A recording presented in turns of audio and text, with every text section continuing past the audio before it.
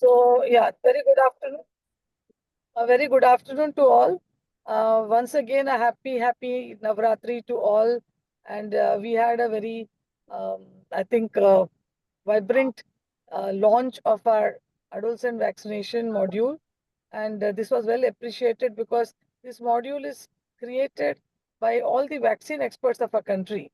And the Adolescent Health Academy is truly privileged to have all these experts on the module, and this they very much needed. Yesterday we discussed why we require this drive of adolescent vaccination. We all realize as pediatricians that we have been focusing more on newborn and maybe infants and up to 5 years vaccinations. And we also realize that the dropouts at even 5 years, even 1.5 years is very high. And nobody talks about adolescent vaccination at all. Very few pediatricians tell. Maybe there is not much of advocacy even among the public, and many of the common parents or even adolescents. We need to empower them about this vaccinations, so that they have to take booster doses, or maybe if they missed any doses, the catch-up vaccinations. What are the newborn vaccines? And we are also have to talk now. Adult vaccination is also becoming popular. So these are the two topics that we have to take. But as pediatricians, let us drive adolescent vaccination. And this chapter, I think it is comes in our purview.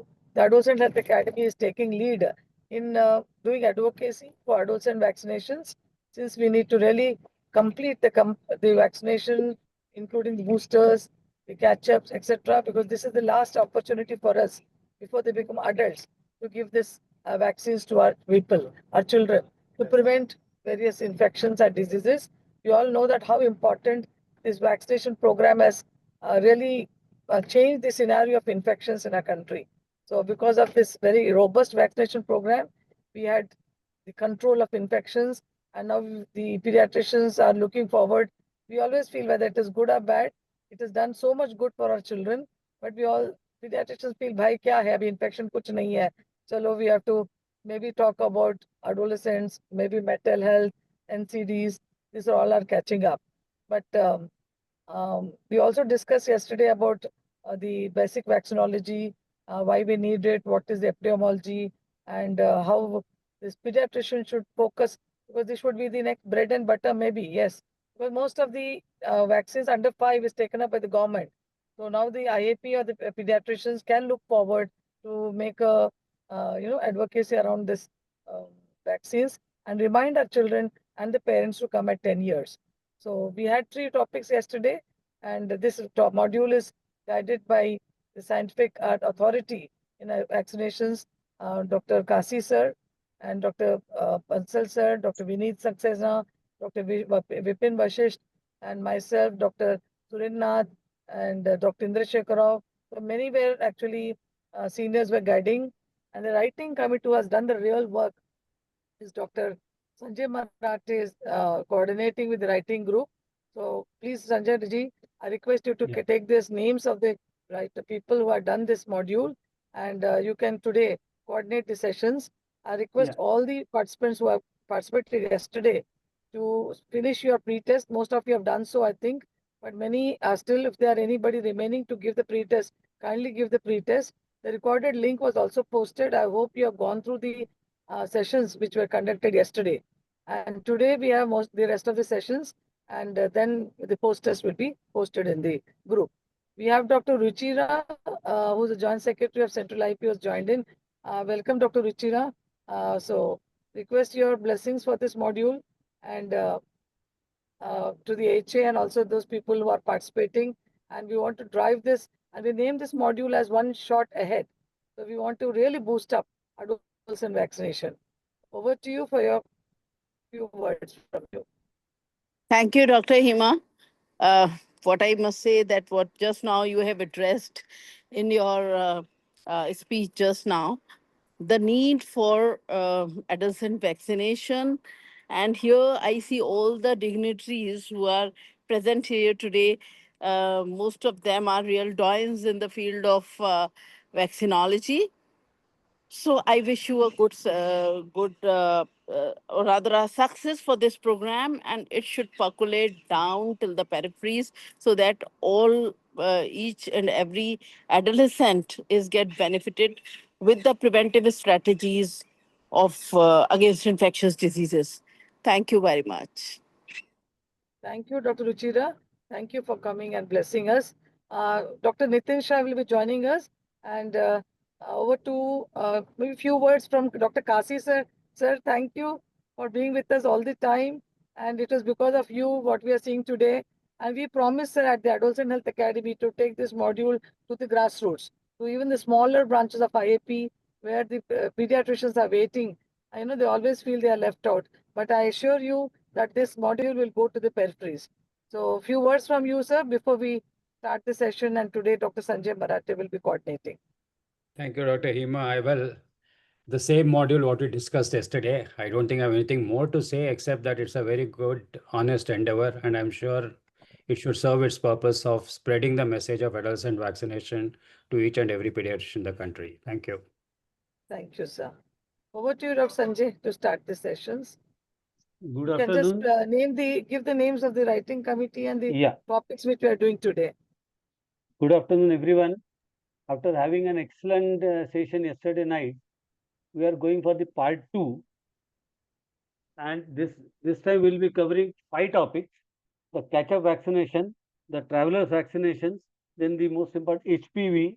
Then we'll have Dr. Sunil Agarwala and Kasi sir at the end will be telling us about the importance of why this adolescent vaccination is required and what are the steps to be taken to improve the overall coverage of this adolescent vaccination. Thank you, ma'am, for the kind words to the writing committee. And the writing committee is Dr. Kasi sir, Dr. Wadhwa, Dr. Sumita Naik ma'am, Dr. Shashikant Dey, Dr. Sagar, Dr. Ganesh, myself, Dr. Sunil Agrawala, Dr. Shashikant Dher, and Dr. Sripa Sen. Let's begin with our first talk. First talk is on catch-up vaccination by Dr. Shashikant Dher, and the chairperson for this session is Dr. Sushma Desai ma'am and Dr. Indrashekar Rao sir. Both are very senior Dr. pediatricians. Yeah, madam. Dr. Surendranath has agreed to come in. So is Yeah, he Dr. already there? Surendranath is there as chairperson in the third talk. No, I think we can take him here. I just. Yeah, no issues. Dr. Surendranath. So Surendranath ji, Dr. Surendranath ji, who's been, our vaccine expert. I don't mind sitting entire 3 hours here. Sir, I thought I am fortunate to you have the chairperson during my talk because your name was there in the third talk. Dr. Indrashekar sir is in the puja. So Yeah, I no issue. requested Dr. Sir, he can So I request give his Dr. Sushma expert Desai comments. ma'am and Dr.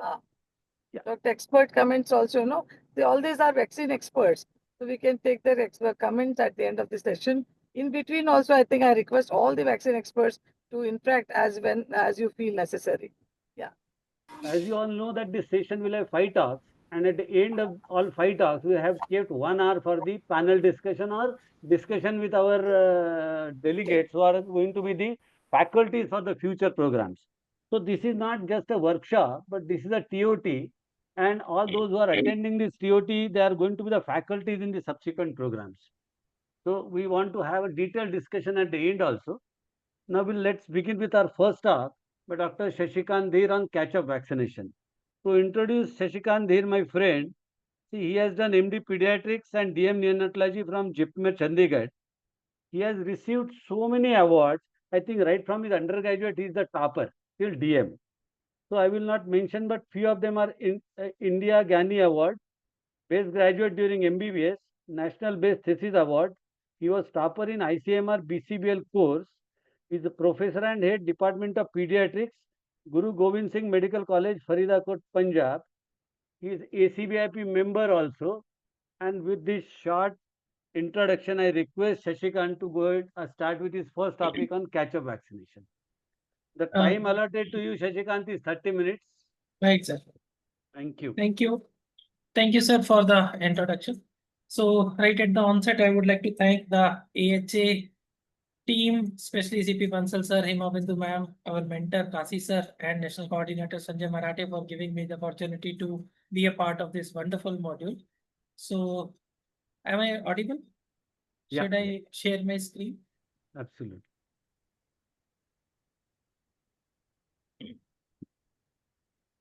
Is my screen visible, sir? Make it full screen. Yeah. Yeah. Okay. Fine. Correct. So after the yesterday's talk and having a very wonderful session, so I have been interested today with taking up an important topic, that is the catch-up vaccination. So I'll be discussing briefly about this. Right. So first of all, whenever we want to teach this, we have to tell that what is catch-up vaccination. So as the name indicates, the catch-up vaccination refers to the process of vaccinating the persons who have missed one or maybe more doses of any recommended vaccine at the appropriate age. So the persons who have not received any vaccine do not come under this category, but who have missed one or more doses, they are called as catch-up vaccination. So why is this catch-up vaccination important? So we have to tell to our audience that this catch-up vaccination plays a very important role in not only the maintaining of the person's immunity, but also the herd immunity. So the persons who have missed them by catch-up vaccination, we ensure that they are brought up to date. So we all know that there are certain diseases which, even if a single case occurs, that may lead to a lot of outbreaks. So this catch-up vaccination prevents the gap in immunity and definitely leads to prevention of disease outbreaks. So three important reasons why catch-up vaccination is important is, first is person himself, the second is community, and the third and the foremost is the prevention of the disease outbreaks. So the next we are going to discuss that how to prevent the mixed vaccination. So as a pediatricians and some of the persons who are here and the persons which you will be dealing with during the TOT would be very busy pediatricians, and I'm sure they'll be having a lot of OPD, IPD in with them. So all of us should endorse that every health contact should be used as an opportunity to review the individual's vaccination status. By this, I mean that whenever we get a chance to interact with a child or their parents, we should always inquire that what is your vaccination status, which are vaccines are up to date and which one are missing. Sometimes especially after the 1.5 years of age, and definitely during the adolescent period, which we are focusing currently today. So the people, they are usually of the mind set that all the vaccines are to be given when the children are younger ones. And now with the more onus of the vaccination towards the adolescent and adult vaccination, whenever the bigger children, older children come to us, we should always ask that what is the vaccination status of the individual. And then we should administer the doses for which they are eligible. If we do not ourselves give the vaccines, for example, I'm in a government setup, we are not doing private practice. So certain vaccines which are available only in private, if we are not giving, then we should definitely refer to those persons who are providing the immunization. But at all points of time, we should always strive to get the person up to date with the vaccines, whichever the person is scheduled. So let's come to a scenario. So suppose a 12-year-old baby is brought to us for vaccination. So this child has come in contact with another child with chickenpox, right? Now, the parents want to administer all the missed doses. Somehow these parents were the one who had been guided that vaccinations are not good for the children. But the baby has received only the OPV birth dose, hepatitis B birth dose, BCG, and the primary schedule of DPT hepatitis B OPV at 6, 10, and 14 weeks. So these schedules up to the 14 weeks have been covered, and next of the vaccines have not been given to this baby. So this person is immunocompetent. Now, what will be your opinion about? Then how should we plan the lapsed immunization schedule? Please comment in the chat box. So what will you do?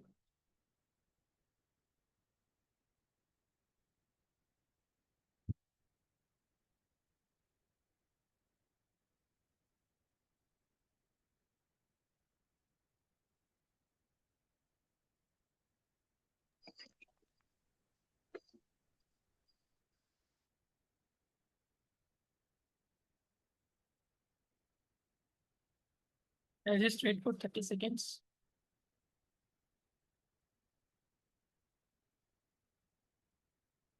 So Dr. Nagaraj has written MMR, Tdap to be given. One or two more answers, and I'll go.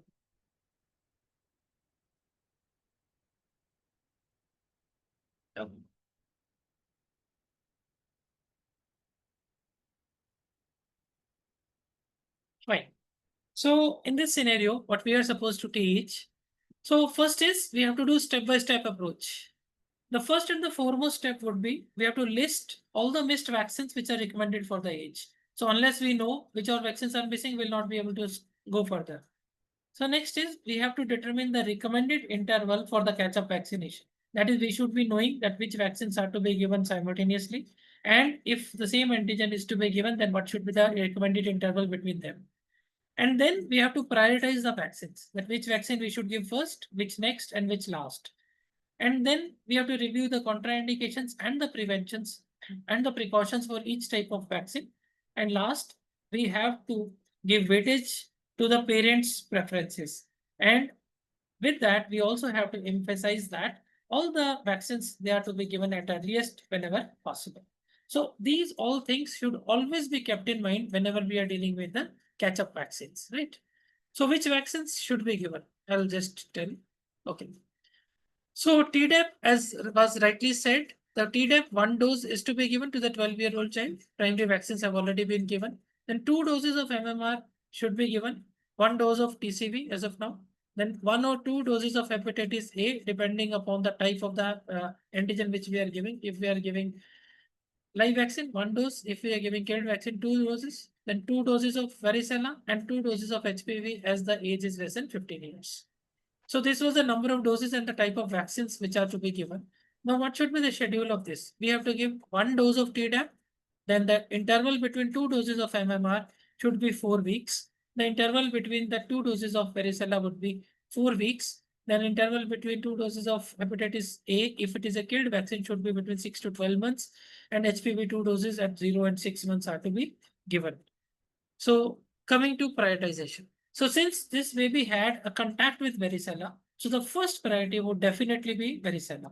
So the next could be Tdap, hepatitis B vaccine, MMR, TCV, hepatitis A, and lastly HPV. So these are the prioritization which we should know that for which disease we are giving, that should definitely be the first one to give. And the disease which is comparatively least important should be, this vaccine should be offered in the end, right? So these are the vaccines and the number of doses, the interval between the various vaccines and the prioritization, right? Okay. So what are the recommended catch-up schedules? The middle 3 columns, they are for the smaller children. The last one I have modified it for adolescents.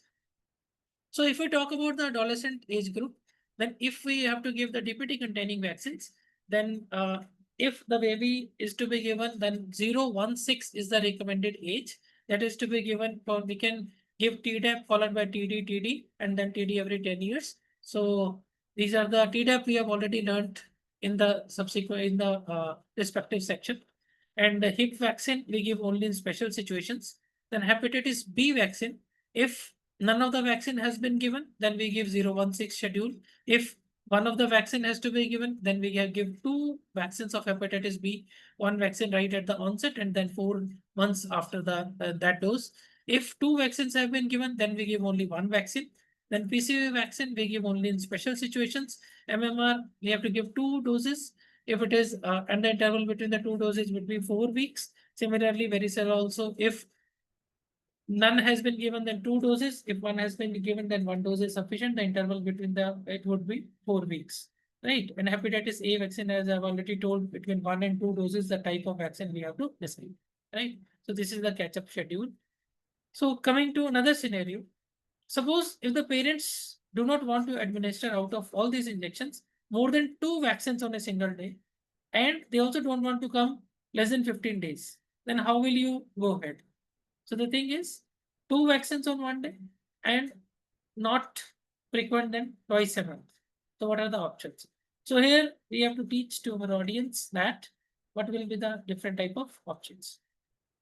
So this is a suggested schedule for this child. So if we are planning 2 injections per visit every 2 weeks, then the first visit we can give first dose of varicella and first dose of MMR. After 15 days, we can give TCV and Tdap. In the third visit, which is after 1 month, the second dose of varicella and second dose of MMR can be given. And then next hepatitis A first dose can be given, and in next subsequent doses HPV, depending upon the interval between them, that is 0 and 6 months. So if we want to give 2 injections, then we can follow this schedule. But if we want to give 3 injections per visit and every 2 weeks, then we can also add another injections in our list. Then we can decrease the number of visits. In the first visit, we can give varicella, MMR, and Tdap can also be given on the same day. In second visit, 15 days later, we can give TCV as well as hepatitis A first dose of that killed vaccine. So if we are giving the live vaccine, then it has to be after 4 weeks. In the third visit, we have to give varicella second dose and MMR second dose after 4 weeks of the first, and then HPV can be given later. So if we want to decrease the number of visits, then we can give 3 injections a day, and we can call, as we all know that all live injections, they have to be separated 28 days between them, and a killed vaccine can be given anytime in between the period. So this is the suggested schedule for this child. Now coming to another scenario. So a baby has received inactivated hepatitis A vaccine at 2 years of age. Now the person has become adolescent. Single injection which was inactivated. As we all know that we have to give 2 vaccines of hepatitis A. Now the parents want to give second dose. Now should we start over or should we continue the schedule? So what do you say? So should we start or should we continue? Okay. So most of the persons, they're saying continue schedule. Very good. So that's precisely the answer. So it is the rule of the thumb that whenever we interrupt a schedule, we do not start over from the beginning. We just continue from where it was left. So always we have to emphasize that an interruption in the vaccination schedule does not require restarting the entire series. So we have to just start where it was left, right? Okay. So coming to next scenario. So suppose the parents have been told that there are lab tests. The parents have been told that there are lab tests which could tell that the baby is protected or not. So the question to you is, should we routinely resort to the lab testing for the immunogenic evidence during the catch-up vaccination, or should we not do routine lab tests? So what do you say? So Dr. Mahesh is saying no routine lab test. Okay, fine. Fine. So everyone is saying everyone is on the same page. Yes, we should always tell that routinely the lab tests are not recommended to check for the evidence of seroconversion or persistence of antibodies. So that is neither cost effective, not mandatory. So whenever the series is missed, we just start without doing the lab tests, right? Okay. So coming to last slide, suppose a person comes to us which has got a special situation. So what should we do in those special situations? So suppose a patient is a candidate for flu vaccine, then of course, similar to the other children, 1 dose of flu is to be given every year. Suppose a person is residing in the JE endemic area, then yes, 1 dose of live vaccine, 2 doses of killed vaccine are to be given as a catch-up vaccine for JE vaccine. And in PPSV 23, 2 doses to 5 years apart have to be given. And meningococcal vaccine, only in high-risk cases with 5-yearly boosters are recommended. And we all know that what are the indications, the asplenic conditions, whether it is anatomic or functional or all types of immunocompromised condition, if they are there, then we have to give the vaccines as per which we give in normal age group. So this was all about the catch-up vaccination. So I'll stop sharing my screen now. Yeah. Marathi sir, I think questions you will be taking at end. We'll be taking the questions at the end. Thank you, Shashikant, for your excellent talk on catch-up vaccination. We will ask Kasi sir for his comments before we go for the second topic. Kasi sir.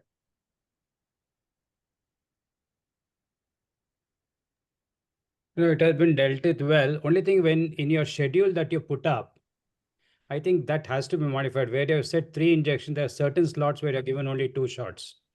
You can give the third injection and reduce the number of contacts. I think that we should modify it in the file Yeah, it said that yes, we sir. can. Otherwise, Kasi it's sir, very well done. Kasi sir, should we discuss about the IPV at this age, because he has not received any I IPV. think I don't think there's any role because he already received 3 doses of OPV. Well, So no we need to are give IPV. no. I don't have any need for IPV. Sir, can I?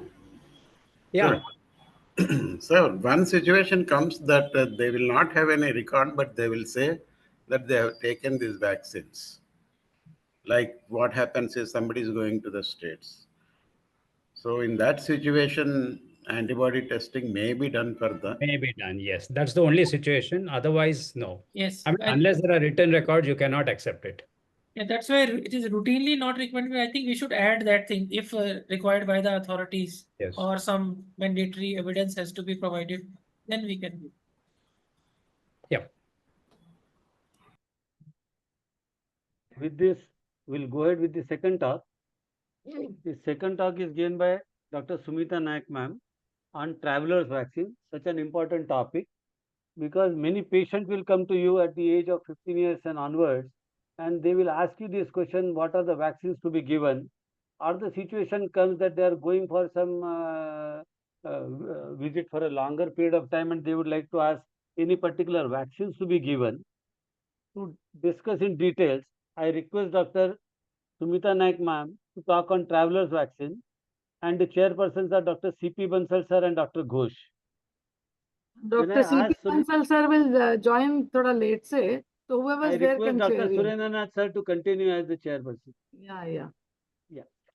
Surendranath ji can give his comments, expert Yes. comments, maybe at the end or now if you want. Yeah. At the sir, would you like to say something before the Yeah, talk or at the please. end? नहीं sir, Surendra जी को बुलाइए ना. And Like he's already. Sir, Sumita Naik Surendranath can sir. start. I think we have seen the slides. There is no need to talk anything. I think Madam can start.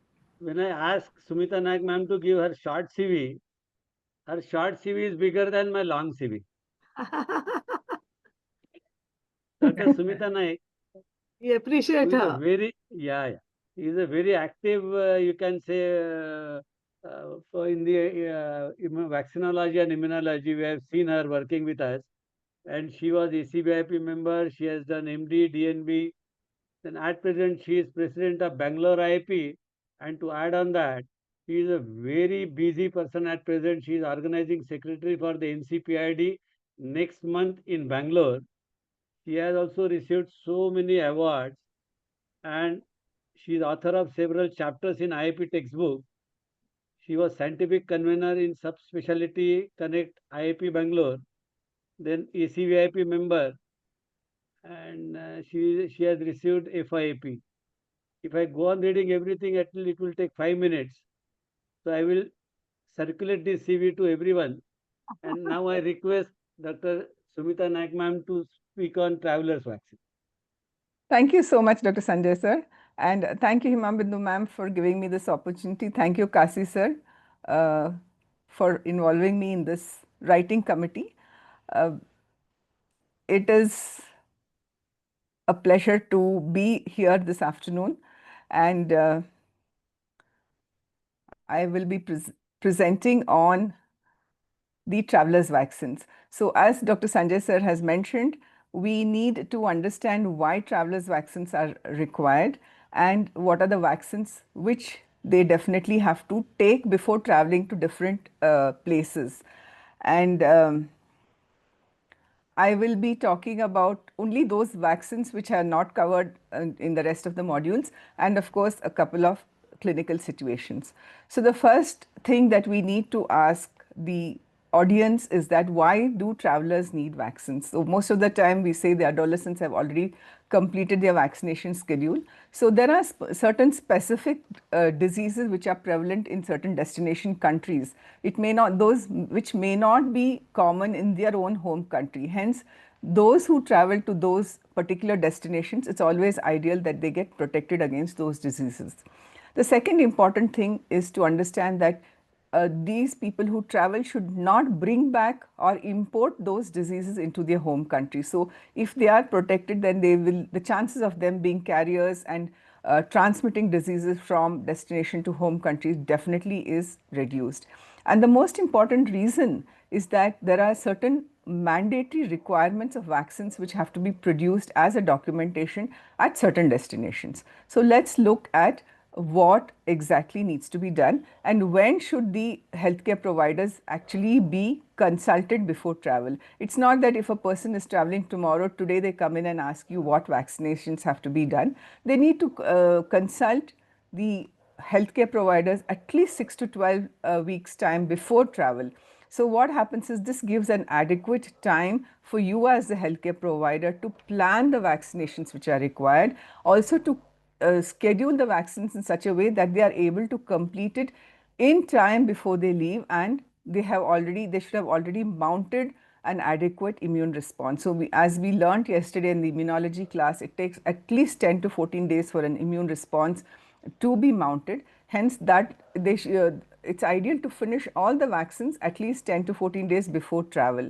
And then finally, we have to ensure that the travelers have age appropriate vaccinations done up to date. So let's jump straight into some scenarios.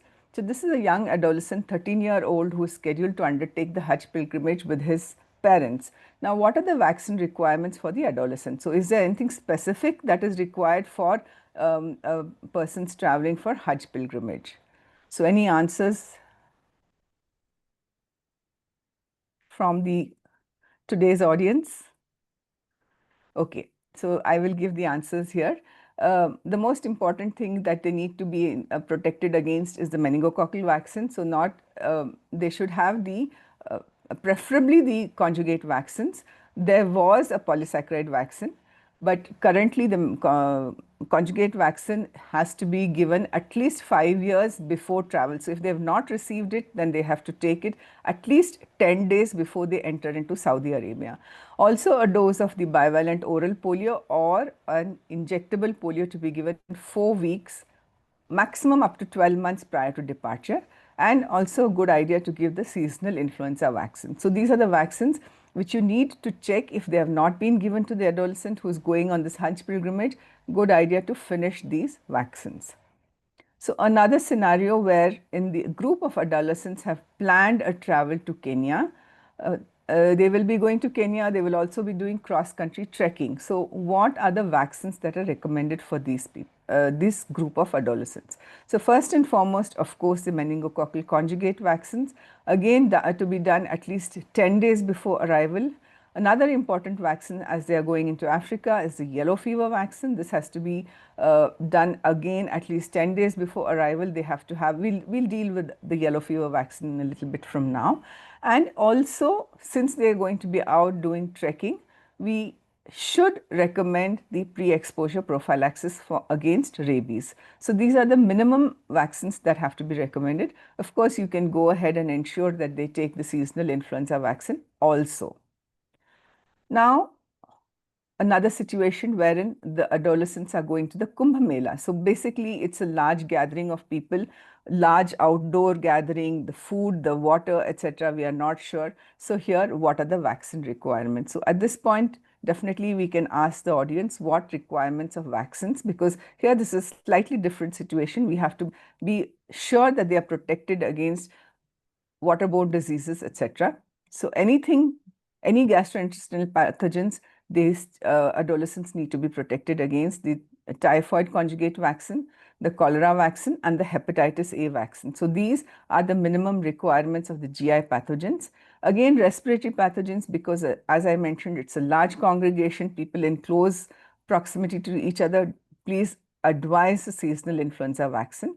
And they should also be up to date, preferably with the MMR and varicella vaccine. So this will ensure that any kind of diseases which can easily be transmitted, contagious diseases, etc., these adolescents are protected against. Now, let's talk about the yellow fever disease and the yellow fever vaccine. So let's try to understand what are the endemic areas of yellow fever, because once we understand and remember this, then we are sure that any travelers to these destinations, we will ensure that they get the vaccine. So what continent is this? This is South America. So all the countries mentioned here, these are the areas wherein there's yellow fever requirements definitely recommended. All that in red, it has to be given.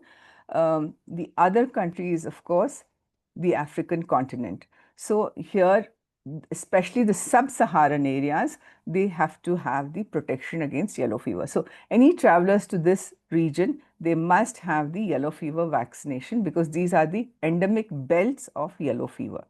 So what does the vaccine contain? Now, it is a live attenuated vaccine based on the 17D virus strain. It's freeze dried and has to be reconstituted with the normal saline. Now, once it is reconstituted, it has to be finished or utilized within an hour. Usually, there are multi-dose vaccines which are available. And as I mentioned earlier, certain countries have it mandated that they have to have the vaccination. They have to have an international certificate of vaccination at the port of entry. So invariably, it is checked at the port of entry. And if they do not have this certificate, they are denied entry. What is the dose? It is 0.5 ml. It is given subcutaneous. And what is the minimum age? Above 9 months. So anyone above 9 months can receive a dose of yellow fever vaccine. And as mentioned, it is a single dose, a lifetime protection. So there is no need to repeat this vaccine ever again as long as they have a documentation of it. Now we need to understand some contraindications. So what are the contraindications and what are the precautions? So contraindications means that in these particular patients, there is you should never use the vaccine. So those are if there is known hypersensitivity to any of the vaccine components. Again, below the age of 6 months, this is definitely not to be given. Those who are symptomatic HIV, so what is that? Those who have CD4 plus T lymphocytes less than 200 cells per cubic millimeter, or less than 15% of the total in those aged less than 6 years. Primary or secondary immunodeficiencies are contraindications. As I mentioned, it's a live attenuated vaccine, so not to be given. Those with malignant neoplasms and transplantation patients, not to be given this vaccine. What are the precautions? The precautions is age 6 to 8 months. That means it can be given, but you have to give it with a little bit of caution. Again, above the age of 60 years, to be given with caution. Asymptomatic HIV patients can get it. Pregnancy and breastfeedings, these are precautions. So we really don't have too much data. So if possible, it should be avoided. But if it is mandatory in terms of that they have to travel for whatever reason, then it is given as a precaution, with a precaution. There are some adverse effects which we need to be aware of. Again, these are rare. Hypersensitivity, that is anaphylaxis, can occur in 1.3 patients out of every 100,000 vaccines administered. The other two are a little bit more severe. That's the yellow fever associated neurotropic disease and the viscerotropic diseases. So these are extremely rare, but we need to be aware about these adverse events.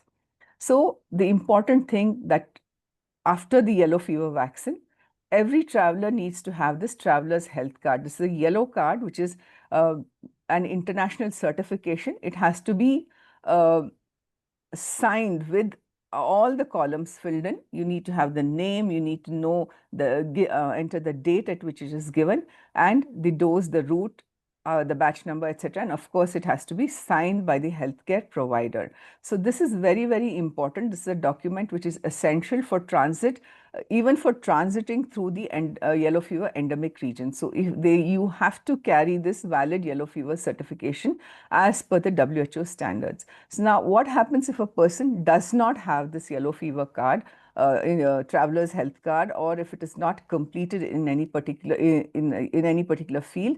Then the persons would be quarantined. For how long? Until this yellow fever vaccine certificate becomes valid, or until a period of 6 days from the date of last possible exposure to infection. This is important, especially for those who are transiting through the yellow fever endemic regions. So they have to ensure that the vaccine, the card is valid when they even transit or enter these countries. So in the absence of this, then they may not, either they could be quarantined or they could be deported back.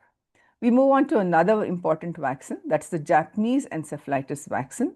Now, certain areas of Asia and West Pacific region are endemic. Currently, about 27 countries across the world are endemic to JE. And as we know, this is usually in the agricultural and rural areas.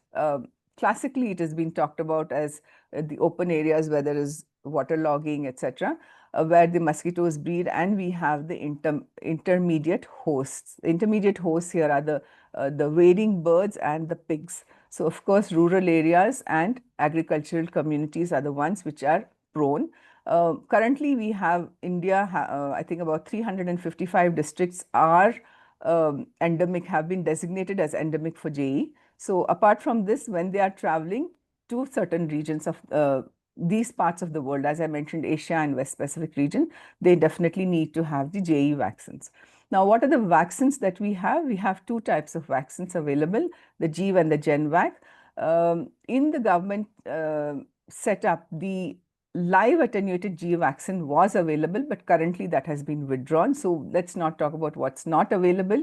Both these brands are inactivated vaccines. They are developed using different bases. The G uses the classical, that is the 1414-2 virus strains. It was the technology from the Ixiaro and company which was imported into India, and then that is how this is manufactured. It is a WHO pre-qualified and it's a vero cell derived vaccine. The other vaccine has been derived from an indigenous strain, that's the Kolar 821564XY strain, again using the basic Ixiaro technology, and this is also vero cell derived. 2 doses are to be given 4 weeks apart as per IAP ACVIP. In the National Immunization Program, the schedule is slightly different. It is given at 9 months and again at 16 to 24 months. But we give, as we are talking about the adolescent requirements, 2 doses needed to be given 4 weeks apart. Now, the one of the, the exclusive things about this vaccine is that brand interchangeability data is available. So you can, if it is imperative to give and you do not, either you do not know or you do not have the stock of the same vaccine which was given as a first dose, brand interchangeability can be given. Now, it is recommended above the age of 12 months, and for those who continue to live or continue to visit or continue to stay in these JE endemic areas, you may recommend a booster dose at least 1 year after completing the primary schedule. So only in case of continued exposure is this booster dose required. So before travel, at least a week to 10 days before, they have to complete the vaccination. So these are all the areas marked in green. These are the endemic regions. Please note the the parts of Asia as well as the West Pacific are the endemic countries. So travel to any of these countries definitely would require that the JE vaccine is given. So moving on to another traveler's vaccine, the meningococcal vaccine. So we need to know what are the vaccines which are available. The polysaccharide vaccine, which is of course currently really not available, but we have the conjugate vaccine, the quadrivalent conjugate vaccines. We have a single serotype, a Men-A vaccine, which is specifically for certain regions of Africa, and then we have the 5-valent vaccine. So these are the different types of vaccines which are available. What are the endemic regions? Again, meningococcal infections are endemic in sub-Saharan African regions.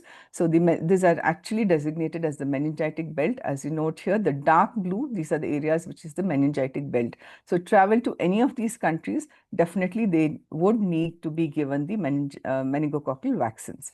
So if the primary dose has been given below the age of 7 years and there is a continued exposure or they're traveling again, then you need to give a booster dose after 3 years.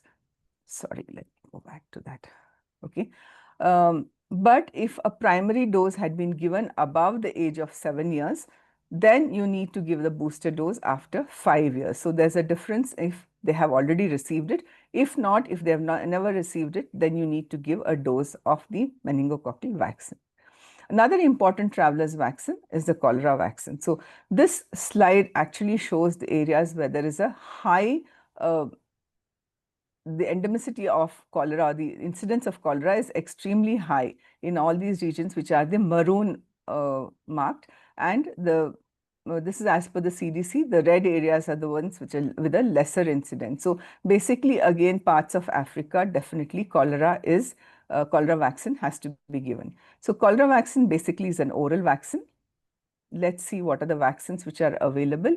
These are available in different brands. Let's concentrate on what we have in India, that is the Shancol by Shanta Biotics, and of course the Hillcol, which is from the Bharat Biotech. So these are the two vaccines which are available in India. The Shancol has 80% efficacy with a single dose, and it is given, if it is given at 5 years, it has a protective efficacy of 65%. Now, the Hillcol is made from a single strain formaldehyde inactivated vaccine. And this is a 1.5 ml 2-dose schedule given on day 0 and day 14. So 2 weeks apart, 2 doses need to be given. So whichever brand is available, you can administer that. Now we need to understand what are the other travelers vaccines. So these are all going to be touched upon individually in the different sessions. Hence, at this point, we just need to know what other travelers vaccines should be recommended. So basically, we need to see, we need to check the vaccination, the immunization card. If these vaccines have not been given, then well, you need to recommend a single dose of typhoid conjugate vaccine, the hepatitis A vaccine, based on the which type you choose, the inactivated or the live attenuated. If it's inactivated, then you do 2 doses 6 months apart. The live attenuated is a single dose. The influenza vaccine, single annual dose if previously vaccinated. If they are not previously vaccinated, then you need to do 2 doses. That is, of course, below the age of 13 years. The MMR and varicella vaccines, if not given, age-appropriate vaccination to be given. Tdap, TD vaccines, again, adolescent doses. If they have been missed, well, you need to administer them. Finally, before travel, it's always good to look at the CDC website, because the CDC does put out travel warnings similar to the traffic light signs. So they have the red, which is the level 4, which means avoid all travel to those particular destinations unless they are traveling for humanitarian aid or emergency response. So there is an extremely high health risk for travelers here. So better to avoid if it is a level 4. Coming down to the amber, that is the level 3, which needs to be, you need to reconsider if it is a non-essential travel. So if it is a non-essential travel, better to avoid traveling to these particular destinations. The outbreak or event poses a risk to travelers because of limited precautions which are available. So that's what the level 3 indicates. The level 2 is the yellow, which is a practice, and you have to practice enhanced precautions there once you travel to the destination. So you have to have additional precautions in terms of whatever the diseases are specific for those particular destinations. And finally is the level 1, which is the usual precautions, which means it is safe to travel if you follow all the precautions in terms of the vaccines which are recommended. So with this, I come to an end of the travelers vaccines. And thank you very much, Dr. Marathi sir. Any Dr. inputs from your end? For the excellent coverage of all the practical points which all of us are facing in our OPD. And many times they ask the same questions. And now we'll be updated what is to be given and what is not to be given. Special comments by Dr. Kasi sir and Dr. Surendranath sir. No, nothing on my side. Very well covered. Thank you, sir. Dr. Surendranath sir? Yeah, fine, I think. It is fantastic presentation. Thank you, sir. You want to add on something, Dr. Surinathji? No, that's what I'm telling. There is nothing to add in. Maybe the last slide may not be required. I think we can cut down. Travel advice. Travel warning, sir. CDC Yeah. travel warning. Travel warning. So we are only concerned if they are traveling, we are giving the vaccination. We should be careful. CDC may put India also in that level now. Trump may put it, so be careful when you interpret. He may add tariff if whoever is coming to India. Right. Excellent. This will go ahead. Yeah. Sumita, This will excellent. go ahead with the third topic. Thank you, ma'am. Thank you. Human papilloma virus infection and vaccine. I will be presenting this. For this, chairpersons are again Dr. Surendranath sir and Dr. Ghosh. I will introduce myself. I'm a student of vaccinology for about 20-25 years and still learning a lot. And I'm a director of 100-bedded Colors Mother and Child Care Hospital in Nagpur. My slides are visible also. I will be talking about I will be talking about this HPV, which is a truly an adolescent vaccine, along with Tdap. Such an important vaccine and a disease in the adolescent age group. Unfortunately, it was neglected for last so many years, and its due importance was not given because of the different reasons. Millions of doses have been given across the world, especially in the developed country, a very safe vaccine and which has proved its efficacy beyond any doubt. Let's discuss HPV disease and the vaccine in next 30 minutes. HPV, or human papilloma virus, is a double-stranded small spherical shaped virus having a capsid and having two important structural proteins L1, L2 on its structure. The L1, L2 are important because it is playing important role in pathogenesis, as well as when we prepare any vaccine, they are using L1 for preparing all the vaccines. The important points for HPV infection: for any infections, there are some signs and symptoms. For HPV infection, there are no signs and symptoms. Though every individual, a boy or a girl, will have at least one episode of HPV, but they will never come to know that they have got HPV infection. It has got a potential to persist for more than 6 months, where we call it as persistent genital HPV infection, and which has got the potential either to go forward or the backward. If it goes backward, again it gives a normal epithelial structure, but it has a potential to go forward, and over the period of time it can cause precancerous lesions, and then subsequently may lead to cancer if it is not diagnosed earlier. And the important cancers which have been causally correlated and associated, they are cervical cancer, vaginal cancer, vulval cancer, anal cancers in females, and some oropharyngeal cancers. And boys, it is anal, penile, and oropharyngeal cancers. And this HPV infection is almost responsible for more than 95% cases of genital warts. Such an important infection for boys as well as girls.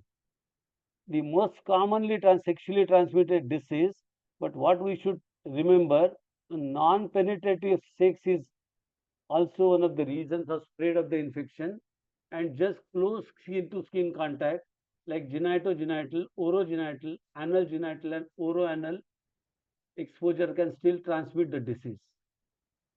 We have to keep in mind immunocompromised individuals, including those of HIV, are more likely to get persistent HPV infection and likely to get disease faster than the immunocompetent persons. Out of all the types which are available, at least we should remember 4 important types, 16 and 18, which are oncogenic in nature and responsible for almost 80% of the cancers which we are going to discuss. And type 6 and 11, they are responsible for more than 90% of the genital warts, which are called as non-oncogenic types of HPV. Now, why the adolescents are more susceptible to HPV infection? Just this one slide. As we know, in an adolescent, there is a columnar epithelium and a squamous epithelium, and there is a junction called as squamocolumnar epithelial junction. This is also called as transformation zone. And surprisingly, it has been seen in adolescent age group, or most cases of cervical dysplasia or abnormalities or cervical cancers occur within the transformation zone, and there are various, you can say, the etiology is said to be responsible, the low pH in the vagina or the changing character of the columnar meeting the squamous epithelium, they are responsible. In one of the studies, it has also been seen, if you have got sexual intercourse before 19 years of age, you are likely to get 5 times more chance of HPV infection in your age group. Now, as we know, there are more than 150 types of HPV, and it has been divided into two: oncogenic serotypes and non-oncogenic serotypes. Out of oncogenic serotypes, which you should always remember, as I have said, 16 and 18, very important. Other than 16 and 18, we have got 31, 33, 45, 52, 58, 59, which has got an oncogenic potential and which can lead to persistent HPV infection, precancerous lesions, and the cancers of the organs which I have already mentioned. The non-oncogenic serotypes, which I said 6 or 11, responsible for more than 90% of the genital ward. But of late, there are few studies which says the other serotypes have also been isolated in the genital wards. So, though predominantly 6 and 11, you should also remember other serotypes which may be associated with 6 and 11. Unfortunately, couple of years back, this HPV vaccine was said to be a vaccine for cervical cancer.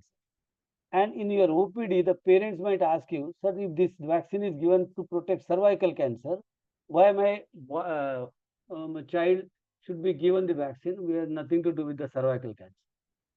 Fortunately, now with the knowledge which all of us know, this HPV infection is not only responsible for cervical cancer for more than 95%, but also responsible for about 80% in vaginal cancers, about 50% in vulval cancers, and more than 90% in anal squamous cancers. In boys, it is responsible for penile cancers, anal cancers, and boy as well as the girl, it is responsible for the oropharyngeal cancers, apart from the genital warts in both boys as well as the girls. So no more it's a vaccine to protect you against the cervical cancer only, but a vaccine, a gender neutral vaccine, which is going to protect so many precancerous and cancerous lesions in boys as well as the girls. So for a couple of years, we call it as HPV vaccine, a gender neutral vaccine. Now the second question comes, the parents will ask you, the disease is usually seen in the fourth or the fifth decade or the third decade. Why my child should be given this vaccine at this age of 9 to 14 years and not later? 5 points which you should always remember. We are protecting the individual not against the cancer at present. We are protecting the individual against the HPV infection, which is responsible for that. So we should give this vaccine before a boy or girl is exposed to the HPV infection. That is first reason. The sexual exposure is very unlikely in this age group. So they will get the maximum advantage. The third, they still in the pediatric age group. They believe in pediatricians. There is a better influence by the pediatrician. So you should introduce this vaccine. Usually you should tell them when you give the second booster of 5 years that there are 2 more vaccines, PDAP at 10 years and HPV after 9 years of age. So acceptance will be better. And a very important point, the immune responses are better in the younger age group, which has been documented by various studies. And the graph which I am showing says in the age group of 9, 10, 11 and 12, the immune responses are much better as compared to the subsequent ages. If you see, there are many side effects which has been linked with this HPV vaccine, and after the studies, none of them has any causal correlation established. HPV vaccine was said to be responsible for primary ovarian failure, a GBS syndrome, Watt syndrome, that is paroxysmal orthostatic tachycardia syndrome, or relapse in renal pain syndrome. None of these serious infection have anything or any causal correlation associated with this HPV. So it is one of the safest vaccine. The only thing which you should all keep in mind, the syncopal or the giddiness episode, which are more commonly seen with the girls at this age group, has nothing to do with the vaccine, but it is basically related with the age, the adolescent age. So the best thing is whenever you are giving vaccine, either you can give it in a sitting position or lying down position. Allow her to sit as lie down for about 10-15 minutes. Ensure that there is no giddiness in your OPD. Observe the child for about 10-15 minutes, and not a single person will have any episode of syncope or giddiness in your OPD if you follow these instructions. Now, if you compare the vaccines, now I can take the names. We have 3 vaccines available. 2 vaccines by MSD, that is, we have got Gardasil 4 having 6 types, 6, 11, 16 and 18, and Gardasil 9 a nonavalent.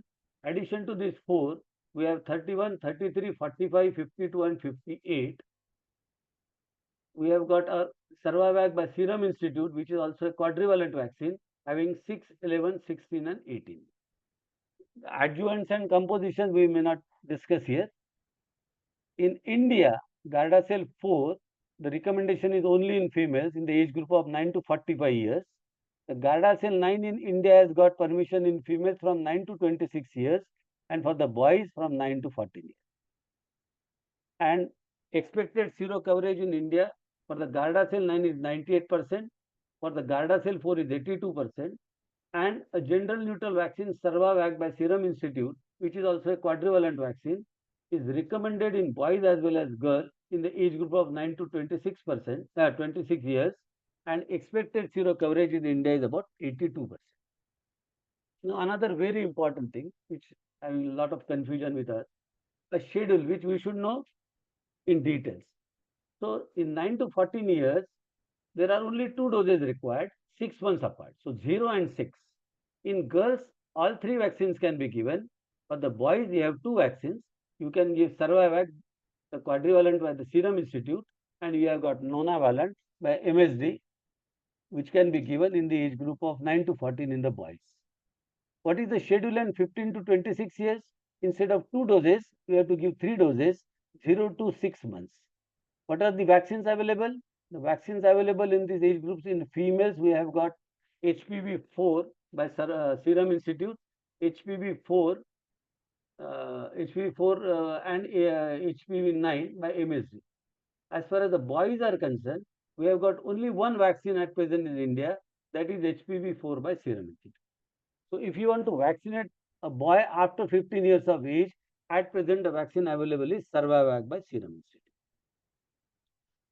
After 26 to 45 years, it is always with the shared clinical decision. You have to discuss with the parents.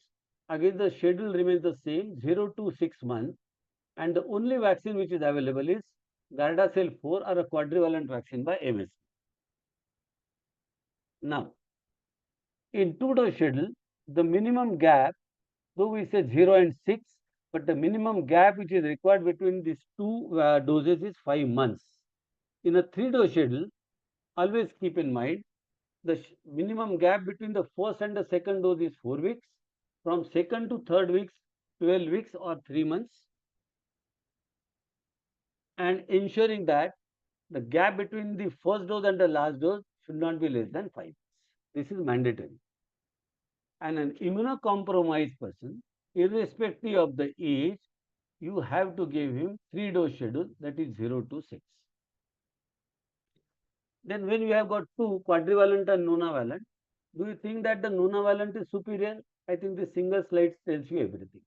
If 16 and 18 which are there in quadrivalent contributes to 83% of the cervical cancer, if 5 additional serotypes when they are added, they add to 15% of the seroprotection. So if you will add 83 plus 15, the nonavalent gives you protection to the tune of 98%. And the same thing has been shown. The high-grade lesions by 16 and 18, they are about 76%, whereas the 5 additional serotypes, they contribute 24%. That means a nonavalent is definitely superior to a quadrivalent in boys as well as in the girls. Now, many times it has been discussed, and WHO has said a single dose of HPV is a game changer and has been recommended to be used in the universal immunization program or national immunization program. But you will be surprised to know that ACVIP at present has not recommended it for the practicing pediatricians. There are basically 4 reasons. These are 4 studies. I will not go into the details. A Kenyan study, a Tanzanian study, an Indian study, and a Costa Rica study. Basically, these studies were done in the females using different bivalent or a nonavalent vaccine, either to know what is the vaccine efficacy against the persistent HPV infection protection, or the persistence of the antibodies till 10 years, or they have compared the antibodies against the antibodies produced after the natural infection. Then all 4 studies have said the single dose is comparable with the 2 doses or the 3 doses of the HPV, but at present, if you will say, the limitations of gender neutral single dose HPV vaccine All studies are focused on female. All studies are focused on the female. Please unmute. Please mute yourself. All studies are focused on females only. Limited long-term data available in boys. We are not sure whether this population will require a booster. No studies on the boys. No studies on the immunocompromised individuals in this age group, in these studies. And single dose, if it is introduced in the practice, we will create a lot of confusion whether to give single dose, 2 dose, 3 dose as per the age. So in single sentence, I can say a single dose HPV vaccine at present faces scientific, programmatic, and social challenges when it is applied in the gender neutral context. So not yet recommended by ACVIP for the individual use. I have seen in many of the conferences, somebody through the Rotary or somebody is actively participating in this single dose. There are no records. So please do not support such things in your private practice. Once it is introduced in a national immunization program, it will have a different aim of introducing it. Please mute yourself. Please mute yourself. Dr. Hema Bindu. Dr. Hema Bindu, please mute yourself. Dr. Hema Bindu, please mute yourself. Thank you. Why now the vaccinating boy is important, and we call it as a gender neutral vaccine. As we have already seen, a disease is transmitted from a boy to a girl and a girl to a boy. We have seen the HPV having association with the more than 90% cases of anal squamous cell carcinoma, also 50% of the penile carcinomas, many cases from 30 to 50% in oropharyngeal cancers, and more than 90% in genital warts. So the boys are also at the risk of developing these cancers and precancerous conditions and genital warts with the HPV infection. I will just try to give a relevant data. Here is HPV infection in male study and NHA study on the female. You will be seeing the male, they are prone to have HPV infection even after 45 years of age till 70 years of age. That means boys can transmit the disease and get the infection even after the 50-60 years. As compared to that, girls usually after 40 to 45 years may not get the HPV infection. This is one study. Another, how common is HPV infection in males? In short, 1 in every 3 men worldwide will have at least one HPV virus infection, and pooled global prevalence is about 31%. But if I talk about the high risk HPV, 1 in every 5 men will be infected with one or the more high risk HPV infection, which has got potential to cause HPV persistent infection, precancerous lesions, and the cancerous lesion. So global pooled prevalence is about 21%. Now, this is a very interesting study. Now you will see just this slide. On the left side, the pre-vaccination period, and if you talk about the genital wart, which is caused by HPV serotypes, very high incidence. Once they have introduced female-only vaccination, there was significant drop in the genital warts, and significant drop to the tune of only 1% was left when they have introduced these gender-neutral vaccines. So initial response was seen with only female vaccination, but when it was introduced as a gender neutral vaccine, there was a significant drop in both. So this is the impact of introducing gender neutral vaccine on the genital warts. What has happened? Let us see. This is seen in the heterosexual male. When pre-vaccination period, there was very high incidence. When it was introduced only in females, there was significant drop even in heterosexual males. That means this is a herd effect.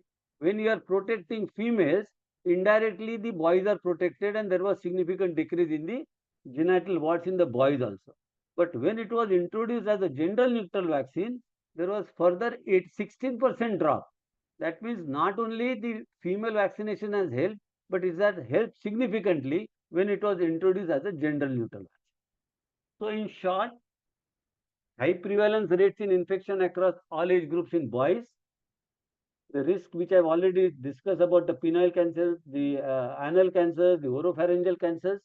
There is no routine screening test as pap smear in girls, which we have seen. There is no routine screening test in boys.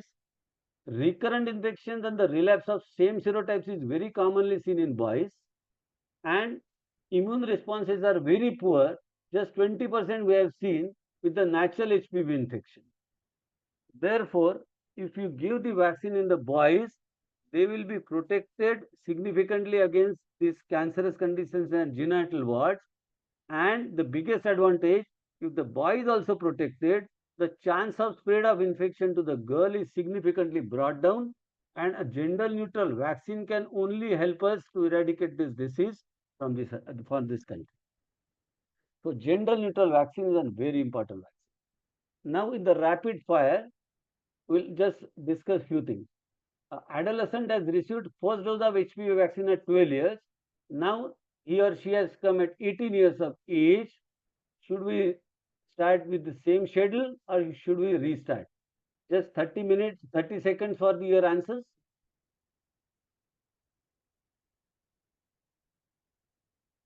One dose before the age of 14 years. Now he has or she has come after 14 years of age.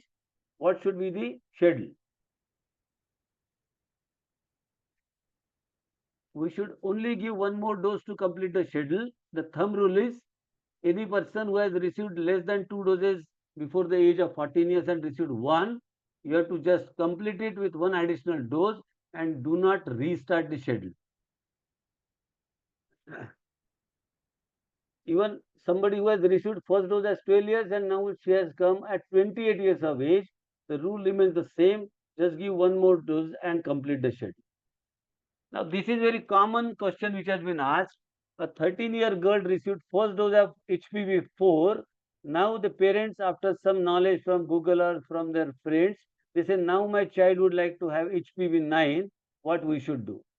It's a clear-cut CDC guidelines. You can complete the schedule with HPV-9 and you can say one dose of HPV-9 after HPV-4 at 13 years of age is good enough.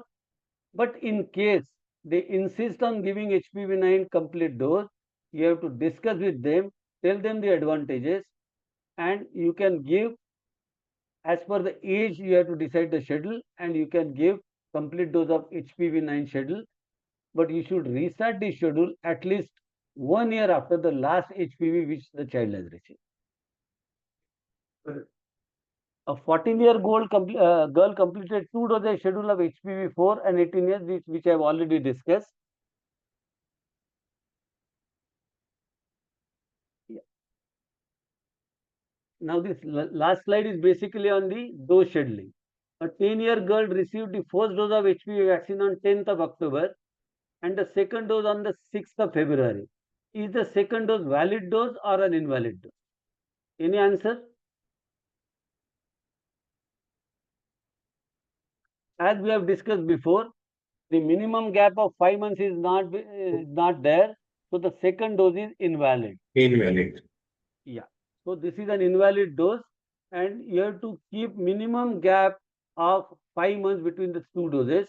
So you can repeat the invalid, the second dose with keeping in mind that the gap between the first dose and the last dose should be of 5 months. Now the second question is little, you can say tricky.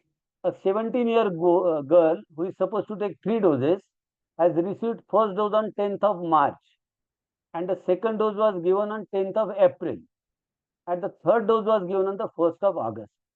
Whether the second and the third dose are valid or invalid? Any answer? Invalid. The second and the third both are invalid? Yes.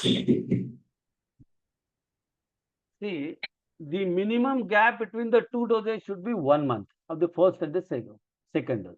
So here 10th March and the 10th April. So the child has received 2 doses with the gap of 1 month. So second dose is valid. What should be the minimum gap between the second dose and the third dose? Should be of 12 weeks. But ensuring that the gap between the first and the third should not be less than 5 months. If you calculate the duration between the second and the third dose and the gap is not of 5 months. The gap is less than 5 months. So the third dose is invalid. The second dose is valid. The third dose is invalid. So third dose which is invalid should be given again, keeping in mind the gap between the first and the last dose should be of minimum 5 months. I think this was the last slide. These are the references which you can go through all these things. Now I will stop sharing the screen.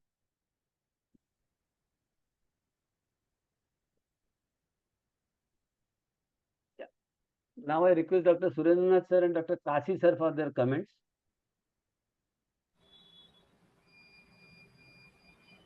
Yeah, I think if there is one vaccine which is essential for any adolescent vaccination module, it is HPV, because it's the most important vaccine. It's a vaccine which needs a lot of inputs and push to get it through to everyone. And I think Dr. Sanjay has done an excellent job. I don't think I have any more points to add to his presentation. Thanks, Sanjay. Thank you, sir. Thank you, sir. Thank you. Yeah, wonderful, Sanjay. I think Thank you, sir. perfectly covered. Every aspect of the vaccine is covered, I think. Thank you. Thank you so much, sir. So I would like to ask one question to Dr. Sanjay Marathi, sir. Yeah. So there, I am going to ask you three questions. There is a girl who is 13 years, 11 months. What will be the schedule? One girl is 14 years, 11 months. What will be the schedule? One girl is 15 years and 11 months. What will be the schedule? I think there should not be any confusion. Any girl within till the 15th birthday, the schedule is of 2-dose schedule. So Right. So a 14, girl who is 14 14 years, years and 11 months. yes, 2-dose schedule. And Right. one who has celebrated 15th birthday should be given 3-dose schedule. Right. So this confusion is very much there in mind of people. Yes, That girls who are absolutely. I considered agree. 14 and a half and 14 months. So they think that 14 is completed, so they start with 3-dose schedule. Absolutely. So everyone should be clear with this principle. Thank you. Thank you, sir. Should we go with the fourth topic? Yeah. The fourth topic will be covered by Dr. Sunil Agarwala. He is going to discuss on preconceptional counseling and importance and immunization during pregnancy. The chairpersons are Dr. Sushma Desai and Dr. Arya. Dr. Sanjay, this is one of our favorite topics for AHA, preconception guidelines we have published. After this talk, Sunil can continue with the TDAP and another session because Trivedi is not available. To introduce Dr. Sunil Agarwala, a good friend of mine, a professor and head of the department, very actively involved in many vaccinology conferences, a ACVIP member, and he is a contributor, whether it's a writing committee or a faculty or a speaker in almost all the modules. I request Dr. Sunil Agarwala to speak on preconceptional counseling and immunization during pregnancy. This topic we have included, though this is not in an adolescent age group, but very important topic, and many of the times will require this kind of an counseling to be done, and many of our patients will come for the help from the pediatricians. So I'm sure Sunil will give us a lot of information on this preconceptional counseling and vaccination during pregnancy. Sunil, please. Good afternoon, all. My pranam to all seniors and my teachers, Kasi sir, Bansal sir, everybody. Thanks to total IHA, Adolescent Health Academy team. Big thanks to Himabandhu ma'am for rolling this good module, which is need of the hour, that is adolescent immunization. Now, I'll be covering, you will be all astonished, what is the need of this type of topic, preconceptional counseling and vaccination during pregnancy. And you will all agree that this period is not dealt by us. But I will tell you, the job of all pediatricians, including me, you, everybody, we are grooming our kids from birth, even from antenatal life till 18 years. But that doesn't mean if a girl is going to marry later, she should not have congenital rubella syndrome, which is to the tune of 50,000 babies born annually in India having congenital rubella syndrome, and that will add to the number of CP in the community. Second point, there should not be any varicella pitopathy. We know that the first trimester varicella can lead to 2% babies can suffer from varicella fetopathy. So these two immunization must have been completed in the adolescent age group. And that's the reason we can boldly tell that we have groomed up to 18 years in a girl who is going to marry in the long run, who will never develop or deliver a congenital rubella baby and neither a varicella zoster baby. So that is the necessary for which this topic has been adopted. Number two, and always we know that there must be some knowledge because this adolescent is the key period. Neither they are adult nor they are kid. So they must know something about sexually transmitted disease, pregnancy related problems, and something about adult immunization, I mean adolescent immunization. So coming to the case, so dear all delegates, here Anita, a 20-year girl, towards the end of the adolescent period, recently married. Now you know child marriage has been declined in our country, who was under care of since early childhood by a pediatrician, comes to you regarding advice about updating her vaccination. How will you go about? First thing, as Dr. Dheer has already told, you take a vaccination history. Now, if you take a vaccination history, the girl, 20-year girl, in her childhood at time 15 months and 4 to 6 years, 2 doses of MMR completed or not, varicella vaccine completed or not. If at all they are telling a pediatrician, any one of you has written there is history of varicella chickenpox infection, they will also admit if the infection had occurred and it has been diagnosed properly by a doctor, evidence is there, then we may avoid that varicella vaccine. Then coming to checking the immunity. Then checking the immunity is mostly not by checking the antibody level, but by checking the vaccination card, whether they have received rubella or varicella vaccine in the past or not. Now, another point, waiting at least 4 weeks after MMR. So there was previously 12 weeks. In older, you have to wait for 12 weeks once MMR vaccine is given. Now it has cut down to 4 weeks, that if MMR is given, a married lady or a married woman should wait for 4 weeks before being pregnant. So what are the common vaccines recommended for women of childbearing age? Now, childbearing age is the reproductive age. Already I have highlighted MMR to prevent rubella pitopathy, varicella to prevent varicella pitopathy, Tdap, we will come to in detail of Tdap, hepatitis B, so that we are giving immunization to the hepatitis B.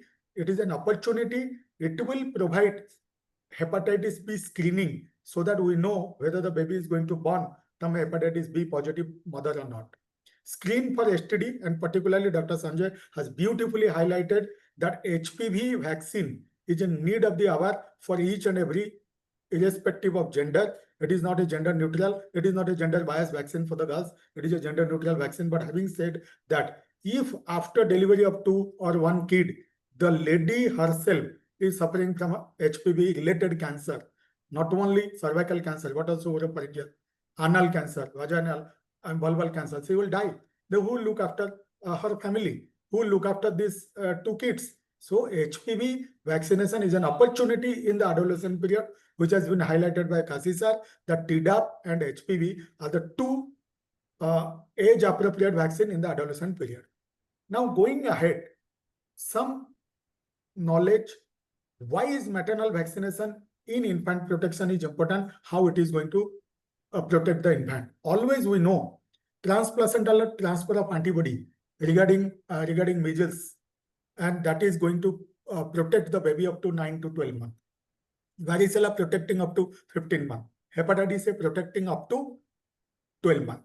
Now coming to none when first pregnant. So in the time of conception, no antibody is going. Now you see here, starts to increase at on week 13. So that means first trimester, there is no transfer of antibody per se, and it starts actively after 30 weeks. Now 5 to 10% of maternal level is achieved in the 17 to 22 weeks. Now which type of antibody is going to traverse? Can anyone say in the chat box? Is it IgM or IgG? It is always immunoglobulin G. IgG is going to traverse.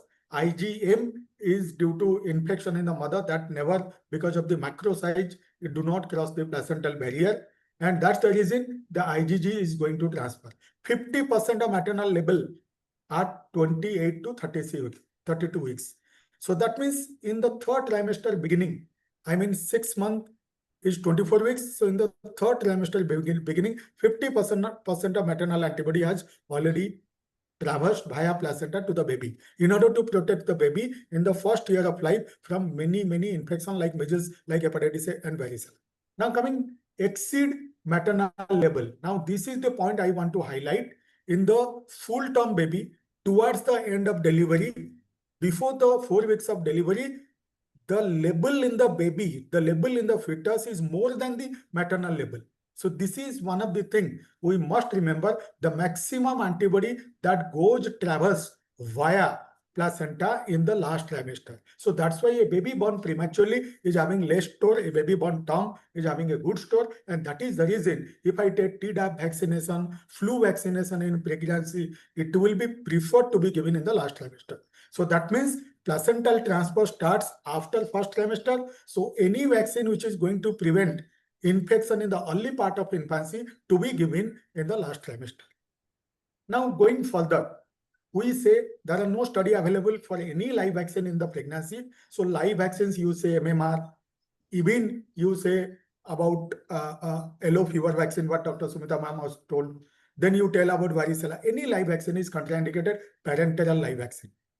MR, MMR and varicella vaccine are contraindicated in pregnancy because they are live, no study is available. All inactivated vaccine may be safely given, but that doesn't mean it will be given in pregnancy. Just now, Dr. Sanjay has told that HPV vaccine is safe and it will be given from 9 years to 45 years as per the brand specific. Now, if you say a lady becoming pregnant, then we cannot complete the schedule. After the delivery, we can give the rest of the schedule or rest of the doses. But it is an inactivated vaccine. If you give, nothing is going to happen. But why we are not giving? Because data, the research papers are not available. Rabies vaccine can be given during pregnancy because it is a life-saving and rabies is a 100% fatal disease. So we have to give not only the rabies vaccine in category 3, the rabies immunoglobulin to be infiltrated in and around the womb. So these are the rules of vaccination in pregnancy. So coming to the first point, Tdap vaccination during the pregnancy to prevent tetanus in the mother and as well as pertussis and diphtheria in the baby. Why? Because pertussis and diphtheria antibody is not there, transplacentally not there, because the waning immunity is giving rise to very minimal concentration, so they are not going to protect the newborn baby. So that's why what are the things to be done? So let's look at the IAP schedule. IAP schedule says the first DTP vaccine is given at 6 weeks, not before that. And these 6 weeks, 10 weeks and 14 weeks, 3 doses and 1 booster at 15 to 18 months, another booster at 4 to 6 years. Now, first dose of DTP is not recommended before 6 weeks. So it means that infants are not protected up to 6 weeks. Now, why we bothered before 6 weeks? Do the pertussis is more in the less than 2 months or less than 6 weeks period? So let's see. Vaccination for neonatal protections will ideally occur between the last trimester that I have already highlighted. Now, first point, there are 2 slides. Please look at this slide. After delivery, the baby who is completely not protected against pertussis in the first 2 months of period, and baby get infection either from the mother or from the father or from the other sibling or from the grandparent or from the any caregiver. But look at 37.3% the pertussis infection comes from the mother. So who is the most important source out of all members available in and around the baby? It is the mother. So that's the reason the maternal immunization had started way back to 20-30 years back. That maternal immunization, tetanus and diphtheria immunization has been started, which is going on now. Previously, it was 2 doses of tetanus toxoid containing vaccine, TT. Now it has been converted globally by WHO to TD. Now, IAP and ACIP and CDC tells that 1 dose of Tdap must be given in pregnancy towards in the last trimester. So now, if I tell you like this, infant pertussis, see the bar less than 6 months, there is a couple of death. And if you see, go on, that in the adolescent period, the pertussis cases are more because they might have missed the first or the second booster. That's why the pertussis cases are more. So in this way, if you see that number of cases per total less than 6 months, there is a good chunk of patients that do suffer from less than 6 months because they are the primary doses. Even with 6 weeks or 8 weeks, the complete protection may not be possible. So this is the ideal time to protect the baby, not by giving the immunization because it is not possible before 6 weeks. Let us go for the immunizing the mother towards the last trimester. Now this pie chart, it says that pertussis death. If you see pertussis death, 9.35 is there in the less than 1 month, then 13%, so near about 25% death do occur in the shorter age group. Why? Because pertussis diagnosis in the neonatal period is very, very difficult. Unless and until we know we are inclined towards the diagnosis, we cannot, and nobody gives a macrolide as a treatment of a choice molecule in the neonatal age group. So all cough or any cough, even apnea, even lethargy, even sepsis can be due to pertussis. So that's the reason it is the time that we should protect the baby by giving immunization to the mother. So pregnant women by IAP, it is endorsed by IAP, it is endorsed by FOXY, it is endorsed by All American College of Obstetric Gynecology that 1 dose of Tdap to be given in the last trimester. That means already we have discussed at least 4 weeks prior to delivery. That means 27 to 36 weeks of gestation, preferably during the earlier part of this time period, and it should be repeated in each pregnancy. Now, many of the time, doctors, they have a notion that Tdap only one time to be given in lifetime. No, not at all. Tdap is given at 10th year, and thereafter it is a decennial booster. All 10-year interval we are giving TD. But however, ACIP also recommend Tdap recommendation, that is also there. But however, the pertussis immunity goes very fast. So that's why first dose of Tdap at 10 years and thereafter TD. And similarly, in pregnancy, the first dose should be T containing, that is TD, and end with Tdap towards the last trimester. That should be the message. So now going to effectiveness of maternal immunization, when to be given. Let's have a look. Now, if it is given before pregnancy, then we are saying how much cases are there. You see 24 cases, then first and second trimester, third trimester. That means the more benefit is going if we are getting third trimester vaccination with Tdap in the pregnancy. Now going to effectiveness of maternal Tdap immunization, preventing infant pertussis by timing. Now you see, if you see the timing, the third trimester, if you are giving, the cases are very much less. So the ideal time is not, even if before pregnancy a girl has completed Tdap at the 10th year and being pregnant at 30 year, then 1 dose of Tdap is a must in the third trimester, not even first, not even second, because the good amount of IgG is going to traverse in the last trimester, and we have seen the antibody level will be more in the baby in comparison with the maternal level. So this is all about Tdap, that I will tell. Government sector, they are giving 2 doses of TD. In IAP recommendation, start with TD and end with Tdap, not the reverse. Many nursing home, they are following that 1 dose of Tdap and they are going for TD. That's not true. So because the Tdap has to be given towards in the third trimester, that is the message. Now going to the second vaccine in pregnancy, and that is flu. Now you will be wondering why flu to be given. We all know that pregnancy is a immunocompromised state. So it is a immunomodulatory state. So what will happen? So there are many bodies. These are the bodies, global bodies, Indian national bodies, who recommend 1 dose of flu vaccine in the pregnancy, starting from WHO, American College of Obstetric Gynecology, Royal College of Obstetric Gynecology, Federation of Obstetric Gynecology Society of India, that is FOXY. Usually all gynecologists in India, they follow FOXY guideline, as we follow IAP guideline, FIGO guideline, ACIP guideline, then finally our one IAP guideline. So influenza vaccine are recommended during pregnancy since many years, and it has to be followed. So if you are coming across with any pregnant lady, irrespective of immunization status, I mean TD, Tdap, 1 dose of flu to be recommended. Let's think about its science behind this. So risk of disease in high in both mothers as well as newborn. Why? Because mothers, why? Because that particular period of pregnancy is an immunocompromised state. So they are more prone for influenza A or B. So this influenza may be creating a place in the lung to be secondarily infected by pneumococcal pneumonia, and maternal mortality may occur. So that's the reason it is an opportunity to provide one dose of flu. And we have seen any trimester that is not a bar, but if it is given towards last trimester, more amount of antibody can be traversed and it can protect the newborn up to 6 months, because IAP all body recommends that the first contact of flu vaccination starts by 6 months. So how you are going to prevent this flu vaccination up to 6 months? By giving flu shot to the mother. So benefit to the mother, yes, it has been seen lot of maternal hospitalization for maternal complication due to flu has been declined. Adverse event in the pregnancy and perinatal outcome will be also better. So sometimes this flu infection can lead to preterm delivery and low birth weight babies.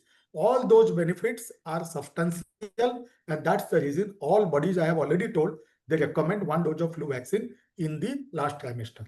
So overall vaccine effectiveness against infant influenza vaccination 39%, effectiveness against emergency visit, that is 19%, vaccine effectiveness in the infants younger than 3 months is 53%, effectiveness when vaccination occurred in third trimester, this is the talk, that is 52%, effectiveness when vaccination occurred in the first and second is much low. So that means the ideal time of flu vaccination is third trimester, but any trimester we can give. So towards last Tdap, one dose of Tdap and one dose of flu vaccine given, and this gives dual protection. The mother, the pregnant lady herself will be protected from the flu, so that the secondary infection will not be there by pneumococcus, and maternal death, because many ICU gone this pregnancy or pregnant ladies, they have been found, if they have admitted with pneumonia sepsis, one of the this respiratory biofire panel that comes out or that gives some positive of flu, and sometimes co-infection with pneumonia. So this is the reason why flu has been advocated to be given in the last trimester. So last vaccine, I'll tell you, first I will admit that this RSV vaccine is not available as of now in 2025 till now in India. But 2 to 3 months back, WHO and ACIP has recommended one dose of RSV. There are many RSV vaccines are there, and this respiratory syncytial virus vaccine is to be given in pregnancy. More benefit will be given to the baby.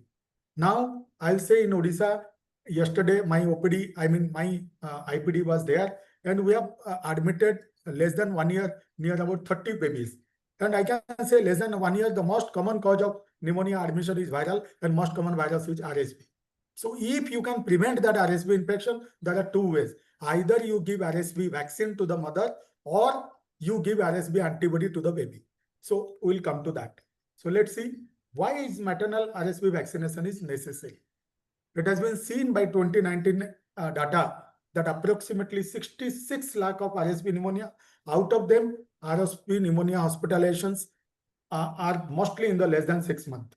So more than 95% of RSV pneumonia episodes and more than 97% of RSV attributed pneumonia across all age bands were in low and middle income country. So India is one of them.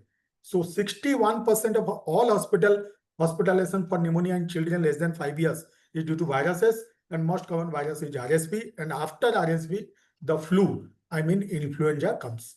Influenza we have already discussed. Now, there are many vaccines, but only vaccine by Pfizer, which is Abrysvo, is indicated for active immunization for pregnant women. Again, in the last trimester, that is 32 to 36 weeks of gestation. Previously, it was recommended in the early part, but it has been seen a lot of adverse effects. So that's why the best time it has been chosen, the 32 to 36 weeks for the prevention of RSV pneumonia in infants through 6 months of age. Now I'll tell you the three vaccines which we discussed till now: Tdap, flu, and RSV. Tdap and flu, both of them can protect baby from pertussis and baby from flu, as well as the pertussis and flu is also being protected in the pregnant lady. But here, this RSV not only protecting the mother, but as well as more important or more benefit goes to the baby, because we are not giving this RSV antibody prophylaxis to each and every baby born in India as of now. So it is a bivalent vaccine. Now you can say RSV is a respiratory syncytial virus vaccine. So on the surface, there are many proteins are there. One is RSV-A, that means pre-fusion protein A, another is pre-fusion protein B. So it is a combination of A and B, two subgroups, giving rise to a bivalent vaccine, and it is administered intramuscularly. It is available in a lyophilized powder. It has to be reconstituted with the available reconstituted diluent, and after reconstitution, it has to be given intramuscular one shot. But here one message is that RSV vaccine is given single dose throughout life. That means each next pregnancy, no RSV vaccine is needed. But in Tdap, each pregnancy one Tdap, each pregnancy one flu vaccine is needed. It is given as one shot. So let's go to the messages. RSV pneumonia hospital is the most common in infancy, preferably below 6 months. And I can say the most common virus causing pneumonia below 6 months is bronchiolitis, and most common organism causing bronchiolitis is RSV, followed by adeno and flu. RSV vaccine, the particularly Abrysvo, is indicated for active immunization in the pregnant in the last trimester, and for prevention of RSV infection in the babies up to 6 to 12 months of age. And RSV vaccine is currently recommended as a single lifetime dose to be given intramuscular after reconstitution then and there as soon as possible. Intramuscular single dose in the last trimester. Though it is recommended that RSV vaccine is given, vaccine is given to the pregnant ladies, but above pregnancy, beyond pregnancy, the RSV vaccine per se is recommended above 60 years. That means 60 years and above, RSV is one of the culprit causing pneumonia in the geriatric population beyond 60. So they are recommended, but one good recommendation as of now is RSV vaccine in pregnancy, and this particular Pfizer vaccine. So now one or two lines, how effective in comparison between maternal RSV vaccine, or somebody will tell Nirsivimab. Now Nirsivimab is marketed as Beyfortus, and this Beyfortus is nothing but it is RSV antibody. So this is giving passive prophylaxis. It can be given up to 2 years, and 0 to 2 years, usually after delivery, after the baby is hemodynamically stable, we can give this intramuscular dose, one shot. It is long acting, and second year it may be given before a pre-RSV season, but single dose is good enough to prevent RSV infection. So let's have a comparison giving RSV vaccine in the pregnancy and antibody in the infancy, early infancy. Among infants 0 to 7 months, estimated relative rate reduction. That means if you see that Nirsivimab group is only 28%, and RSV vaccine, because it is active antigen, it is 43%. The largest estimated rate reduction was observed among infants. That means both the groups, they say that Nirsivimab group, the reduction rate of RSV is lesser than your RSV active immunization in the pregnancy. So we'll go with this message that RSV vaccine, when it will be available in our country, then it can be used as of a recommendation by ACIP and CDC. If that particular brand is available, then we can use once it is getting a licensing authority from DCGI in our country. So finally, conclude. So dear delegates, I will conclude like this. During pregnancy, these 4 vaccines are there. In government sector, 2 doses of TD, that everybody knows. 91% of vaccination in the community done in the government sector. But in office practice by gynecologists, by us, if at all that is there, Tdap, 1 dose of flu, and now new knowledge has been given to all of you that 1 dose of RSV, lifelong single dose intramuscular can be given, which is an inactivated form. It is a bivalent vaccine comprising of RSV pre-fusion protein A and B, which can be given IM. So again, finally take home points. Preconceptional counseling regarding MMR, varicella, HPV is important, because already told, if the girl before becoming pregnant is having immunization against rubella and varicella, we can prevent varicella petopathy. At least we can prevent CP burden the community. During pregnancy, start with TD, then end with Tdap at the last trimester. 1 dose of Tdap is recommended in each pregnancy. Single flu shot, preferably in the last trimester, is going to prevent flu up till 6 months in the infancy. If mother is found hepatitis B surface antigen positive, then one limb you are going to give anti-hepatitis B surface antigen, and another limb you are going to give antibody against hepatitis B. That is to be given preferably within 12 hours in order to prevent mother to baby transmission of antigen of hepatitis B surface antigen. No live vaccines are indicated in pregnancy, so contraindicated. And last but not least, Pfizer's Abrysvo is recommended between 32 to 36 weeks of gestation as a modality of a vaccine in order to prevent RSV infection in the upcoming baby, which has been recently recommended by ACIP and WHO. So with this, the maternal vaccination and preconceptional counseling and being pediatrics, we are grooming our adolescent into a woman, into a married lady, so that she is not going to give birth a varicella baby or not going to give birth a congenital rubella syndrome baby. That is the oath we have taken, that being pediatrician, we are grooming them so that the burden of CP will not be there in our community. So with this, I am stopping here and I am giving back to again Dr. Sanjay Marathi, and what Hima Madam was talking about, that TDAP, if it is being told, I can also take. Over to Dr. Sanjay. Thank you, Sunil, for your excellent talk and covering the preconceptional counseling and immunization during pregnancy so well. You have already covered 4 important vaccines which have to be given during pregnancy, its importance. You have also covered RSV vaccine, which is going to be available very soon in our country, and the passive protection nirsevimab, which is already available.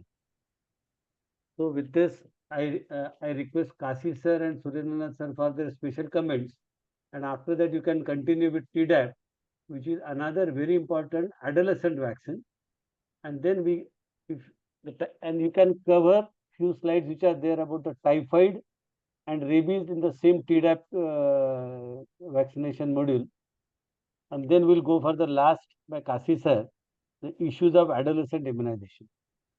Kasi sir and Surendranath sir, any comments on this topic? No comments, as usual, complete job. Yes, sir. Surendranath ji. Congratulations, sir. When boss says, boss is right always. No, it's all my pleasure. And I'm. Sunil, I request you to go ahead with this TDAP. Can you tell me which number slide? Oh my God. Just a minute.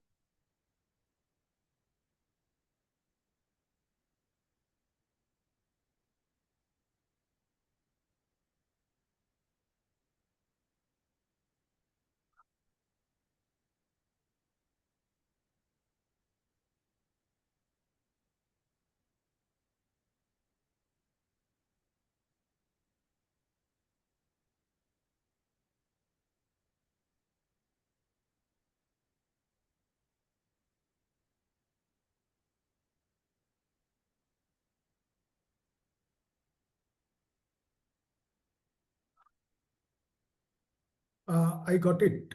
This is 62. Very good. Just confirm me.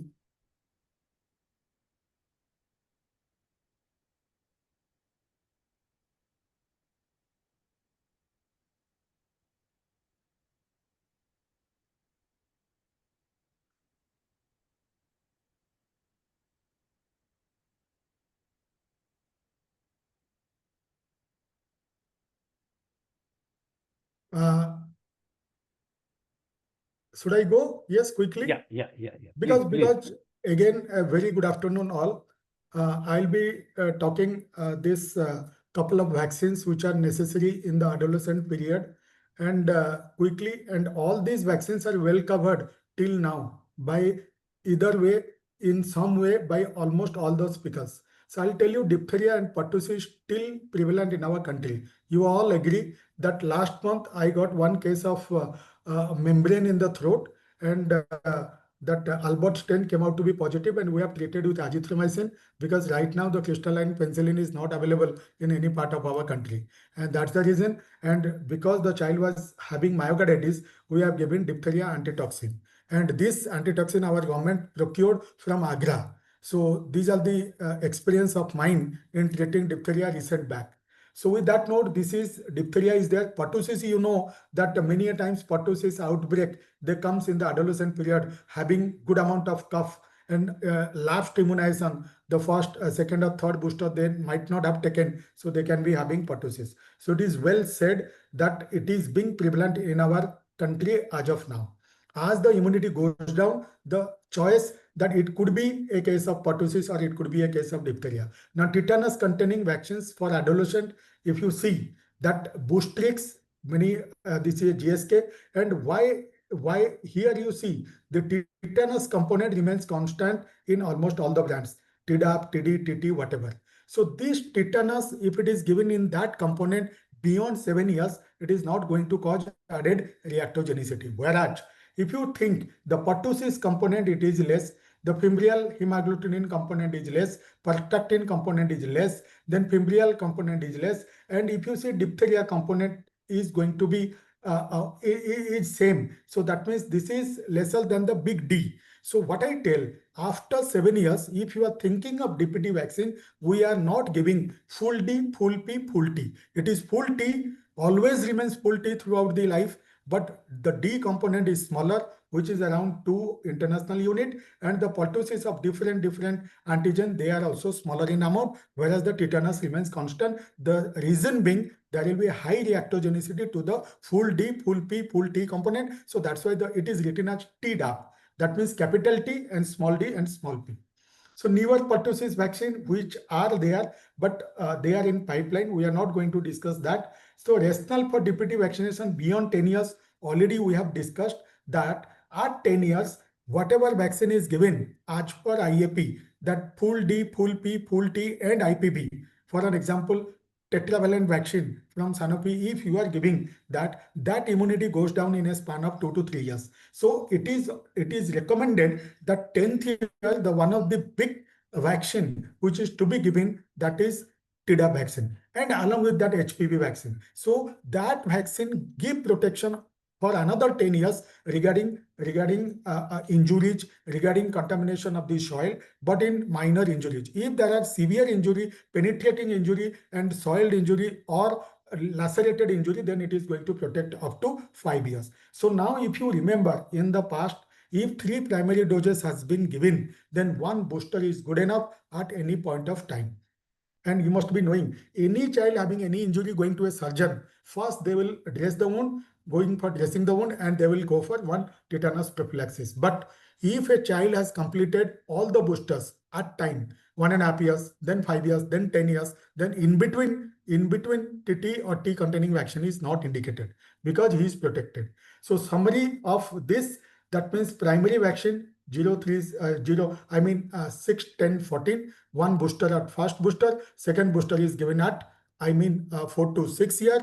And this once we are going ahead, if you are not giving booster, this is as good as you are allowing the child to suffer from all the triplet disease, diphtheria, pertussis, tetanus. So recommendation for adolescent and adults is that all children should preferably receive Tdap vaccine, adolescent at the age of 10 to 12 years. This is the recommendation.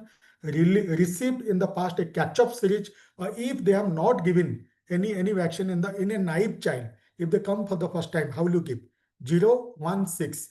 Now, either we can start with the Tdap, then followed by TD. And as for new recommendation by CDC, we can go for Tdap.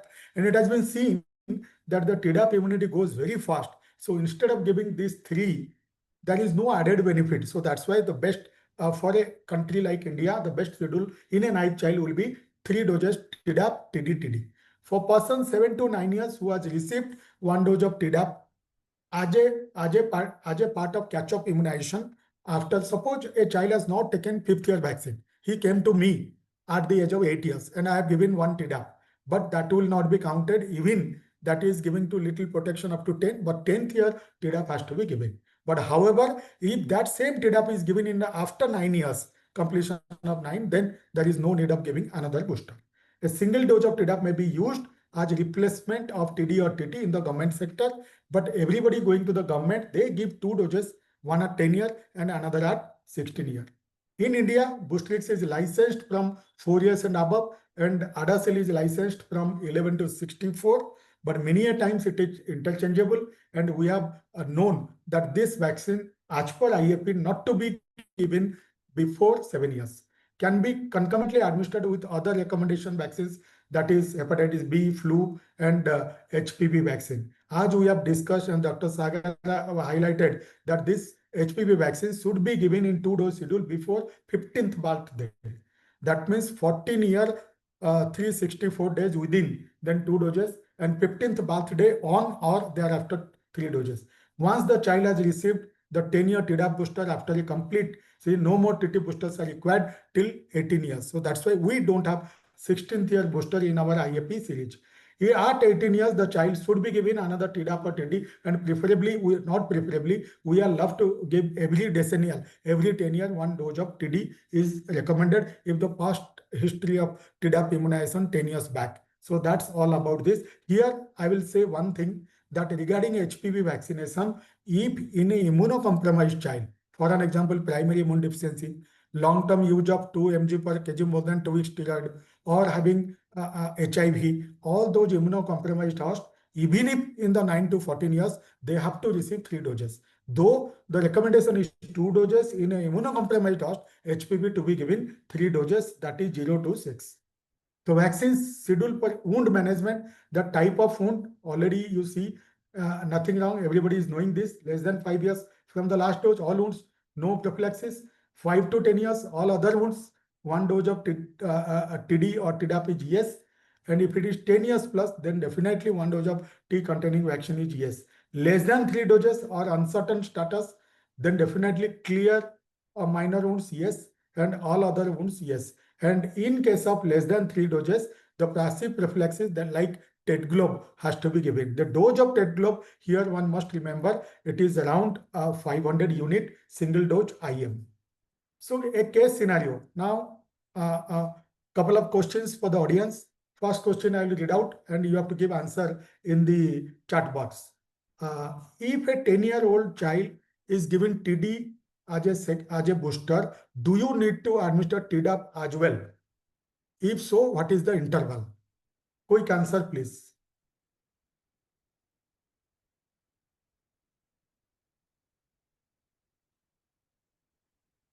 If a 10-year child has given Tdap, suppose a child has taken Tdap, whether we are interested to go for this, and what should be the gap? Yes, Dr. Ravindra, Dr. Sethi has everybody told yes. Answer is yes, because we have not given Tdap. So pertussis component is not included. So we have to include that, and ideal answer is there is no gap is required. At any point, we can go for Tdap without any gap. So now again we are coming here that second question, if a 10-year-old child inadvertently receives full dose of DTP, W or A, anything to be done? Can it be considered as valid? Can it be considered as valid? Anybody? Please answer. Very nice answers. Yes, because you are giving high antigen. If you are giving high antigen, why you will not consider? Only thing, you must be prepared for the more reactogenicity at the local site. That should be the answer. Because paracetamol has to be given. A child had received Tdap booster at 9 years instead of 5 years. When to give next TD? Here, the key point I have already told. If it is before 9 years, then 1 dose has to be given in 10th year or 11th year.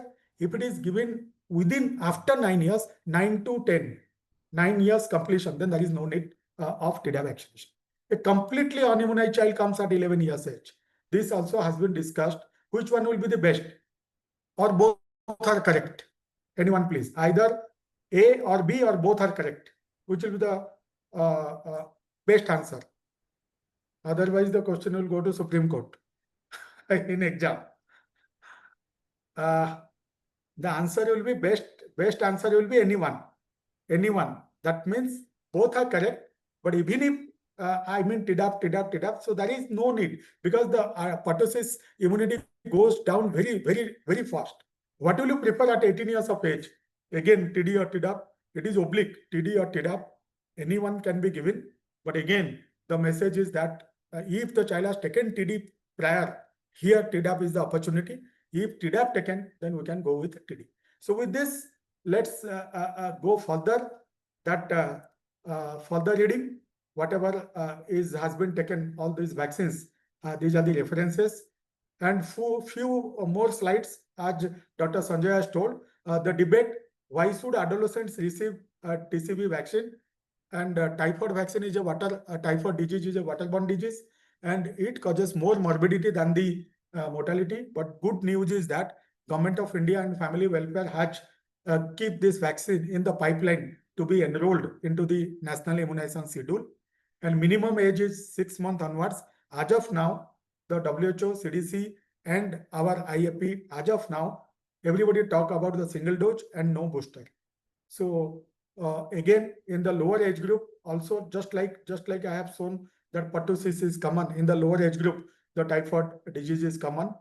So that's the reason the peak age is 5 to 9 years, and this is the reason why in adolescent age group, if the child has not taken typhoid conjugate vaccine in the past, it is an opportunity to be given. So that's the reason. If you see here that a good chunk of adolescents are exposed to the Salmonella typhi and they are suffering from typhoid fever. So there are, if I say the brands available, one is Tibbar, that is from Bharat Biotech, Enterosil from Abbott, Zyvac from Zydus, and Typivir from Biological E. So almost all the carrier protein here is the same, and the Citrobacter from the CRM has been used for the Biological E vaccine.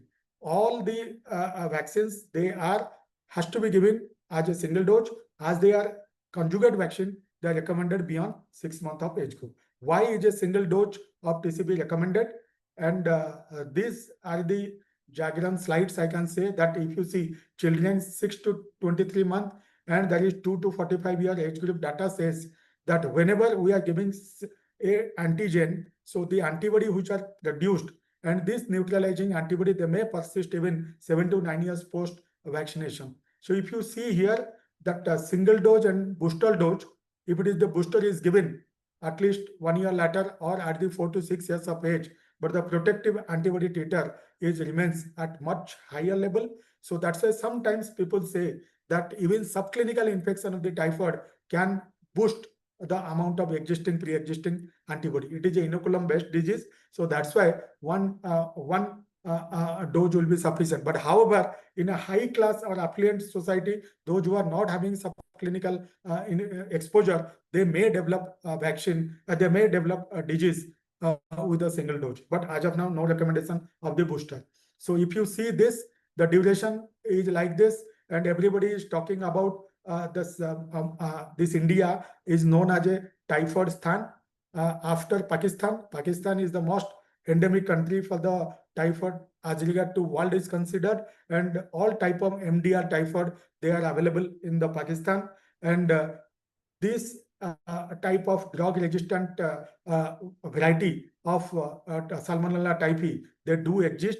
So that's why it is the need of the hour that we must go for typhoid immunization to protect our children from all kind of typhoid infection.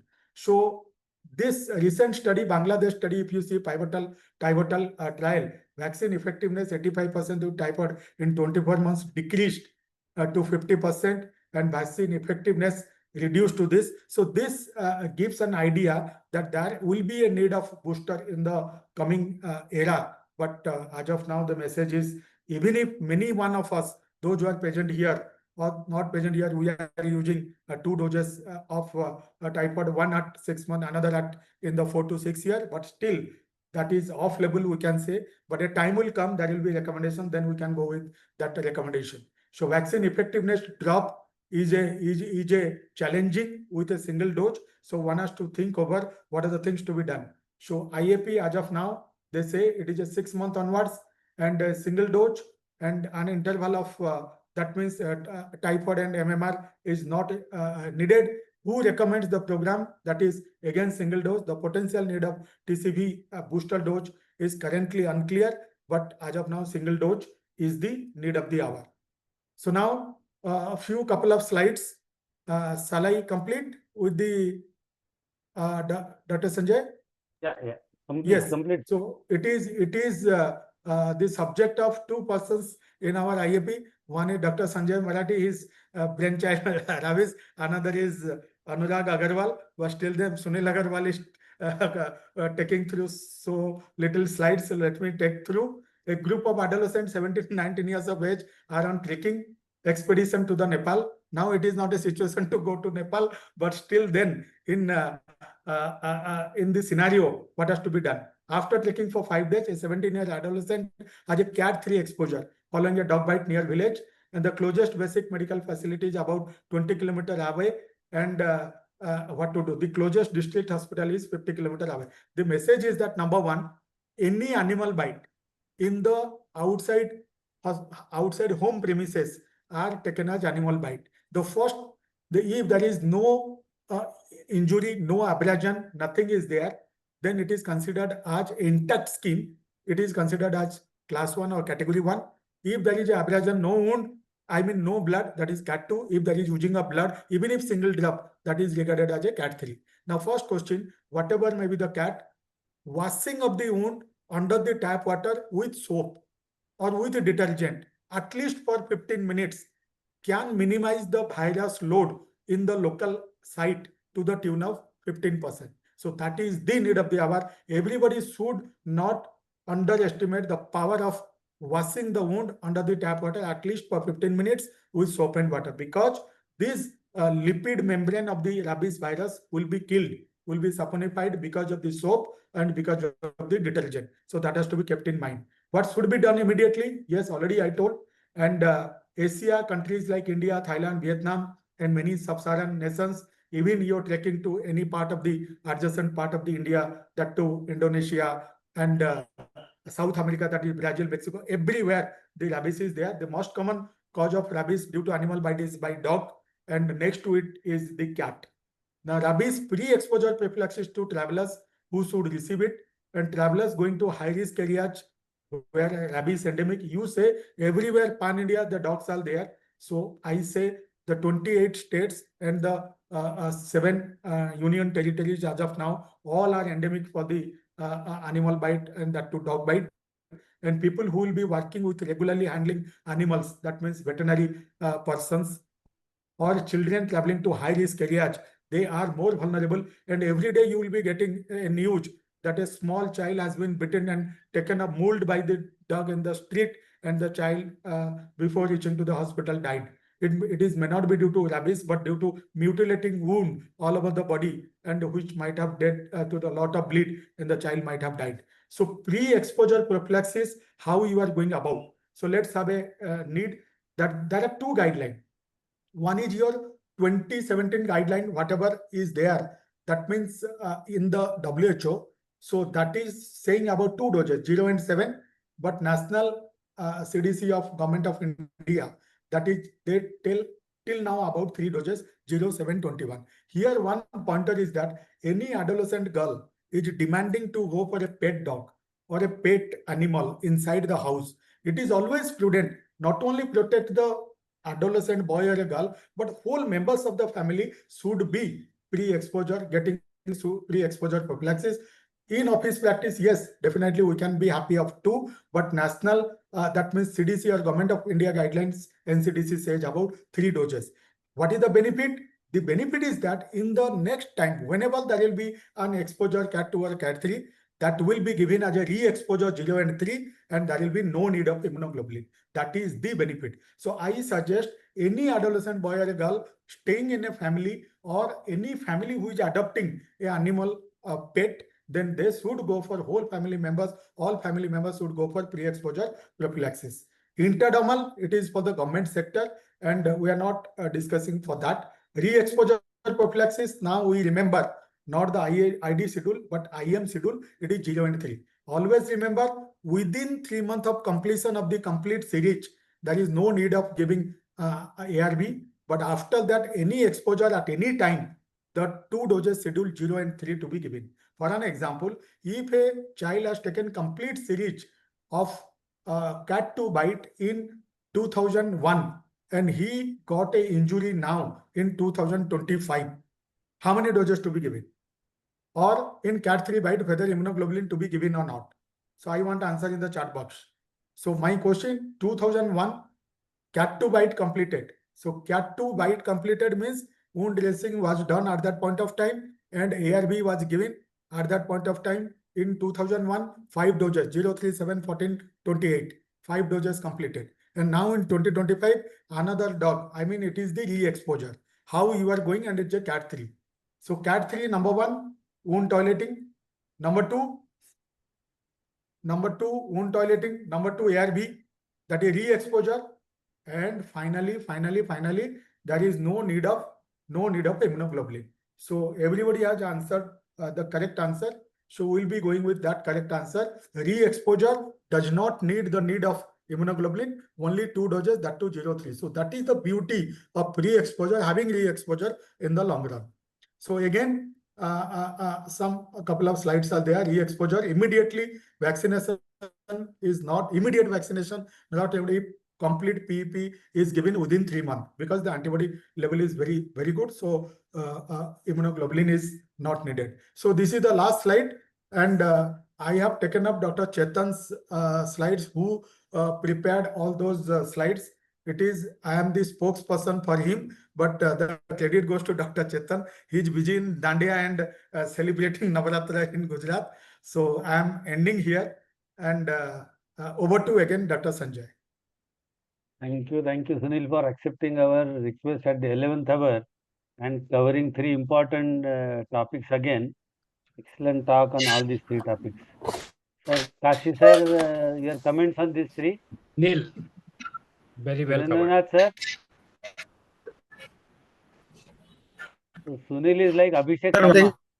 We are talking about adolescent vaccination.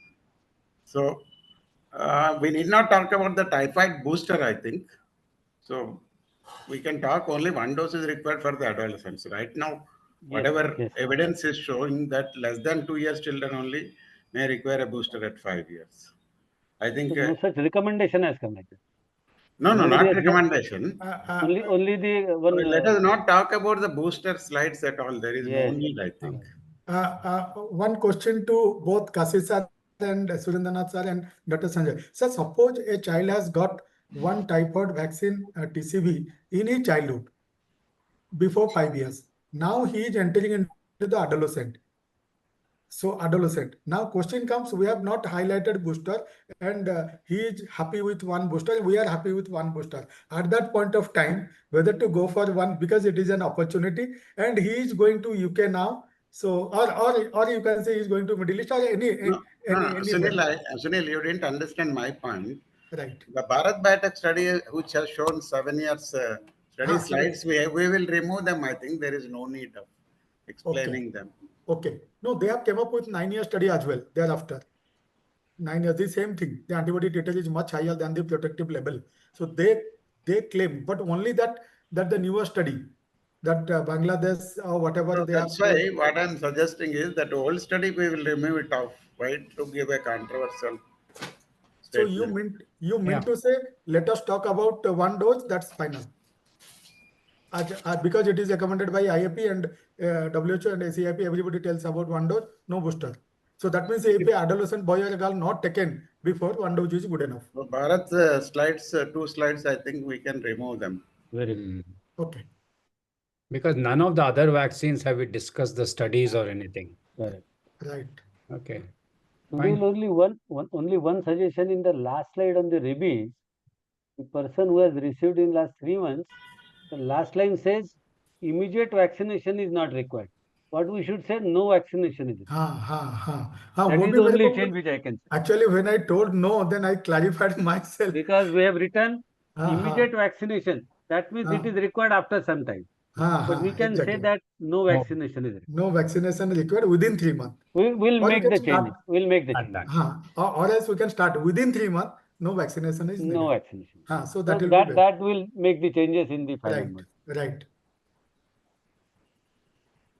With this, now we are going ahead with the last but not the least, very important topic, which is going to be covered by none other than our guru, Dr. Kasi sir, on issues of adolescent immunization. And for that, chairman is Dr. Nitin Shah sir. See the opportunity for me to introduce chairman, Dr. Nitin Shah, who is the authority in vaccinology, and a person who is going to talk, Dr. Kasi sir, who is our guru. So I will take this opportunity as a student introducing my guru. I thought, how should I introduce Dr. Kasi sir, who does not need any introduction? I said I was going through one ad of Raymond's. He said the complete man. Should we say the complete teacher? And all of us we have understood, why should I say the complete teacher? He's a complete teacher. He can teach us everything. He has got a good patience to listen to us. He is an advisor. He has helped us in so many times in preparing the different modules. If I have any questions in my mind, I will always ask him. Even at 11 p.m. at night, he is always available. I will just tell you one thing. When we were preparing VAC module under CIP, Sunil will remember. Yes, yes. Kasi sir had gone to USA to spend some quality time with his grandchildren. And all of us were after him, sir, please review this, give us the final. And I think for 90% of the times, he was available for us, even when he was in USA. And VAC module was possible only because Kasi sir helped us to create an excellent module on VAC. Thank you so much, sir, for guiding us all the time. And you are always there for us, for anyone. And at any odd hours, we can just give him a call and he's always there to answer and clear our queries. Thank you so much to be a Thank you. teacher for all of us. Sir, please discuss issues of adolescent vaccines. And the chairperson will be Dr. Nitin Shah. Sir, please. Nitin is there? Is he online? Sir, Sir, I did not see. I think Nitin sir is not there, sir. You can go ahead, Okay. sir. Okay, I'll start then. Okay. I'll share my slide now.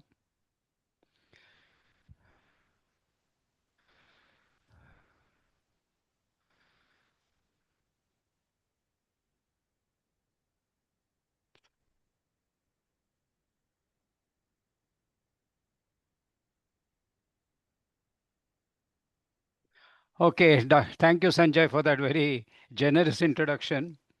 Only thing I don't agree is phone calls at 11 p.m., please. Thank you. Okay. We have discussed individual vaccines so far. Excellent discussions on all the vaccines that we needed, almost all aspects pertaining to adolescent vaccination. So the will is there, but where is the way? We have not reached our targets or come anywhere near our targets for adolescent immunizations.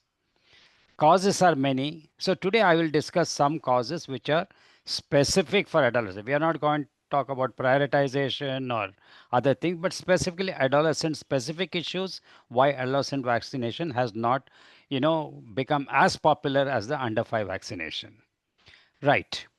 Now, adolescence is a period of life characterized by changes in intellectual, moral, physical, emotional, and psychological development. It's a very turbulent phase of life.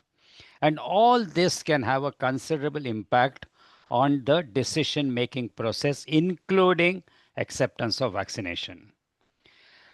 We must remember that till adolescent is reached, everything is decided by the parents or the caretakers.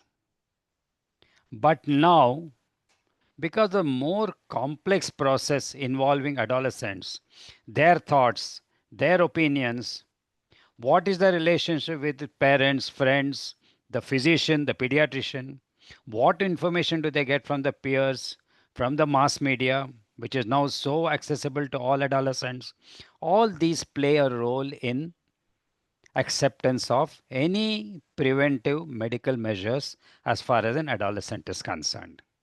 Now, let's look at this particular case.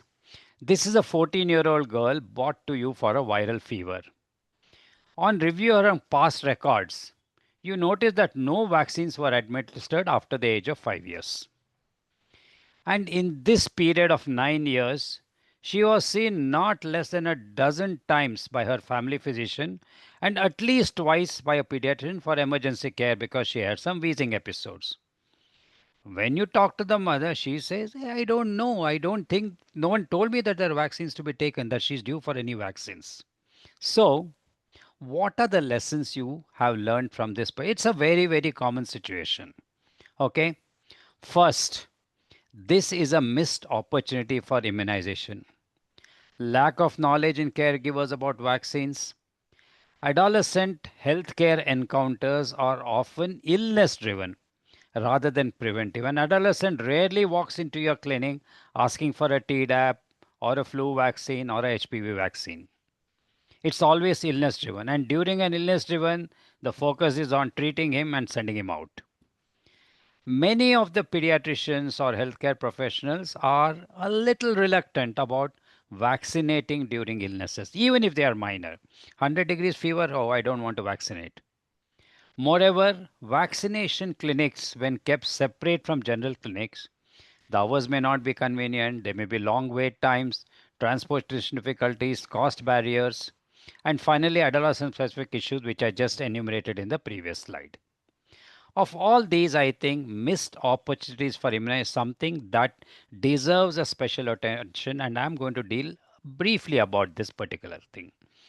Now, missed opportunities for adolescent vaccination refers to a healthcare visit when eligible adolescents do not receive recommended vaccines despite being in contact with health services. And these missed opportunities have been a significant barrier to achieving full immunization coverage among adolescents, specifically for vaccines like HPV and the Tdap. Why do these missed opportunities occur?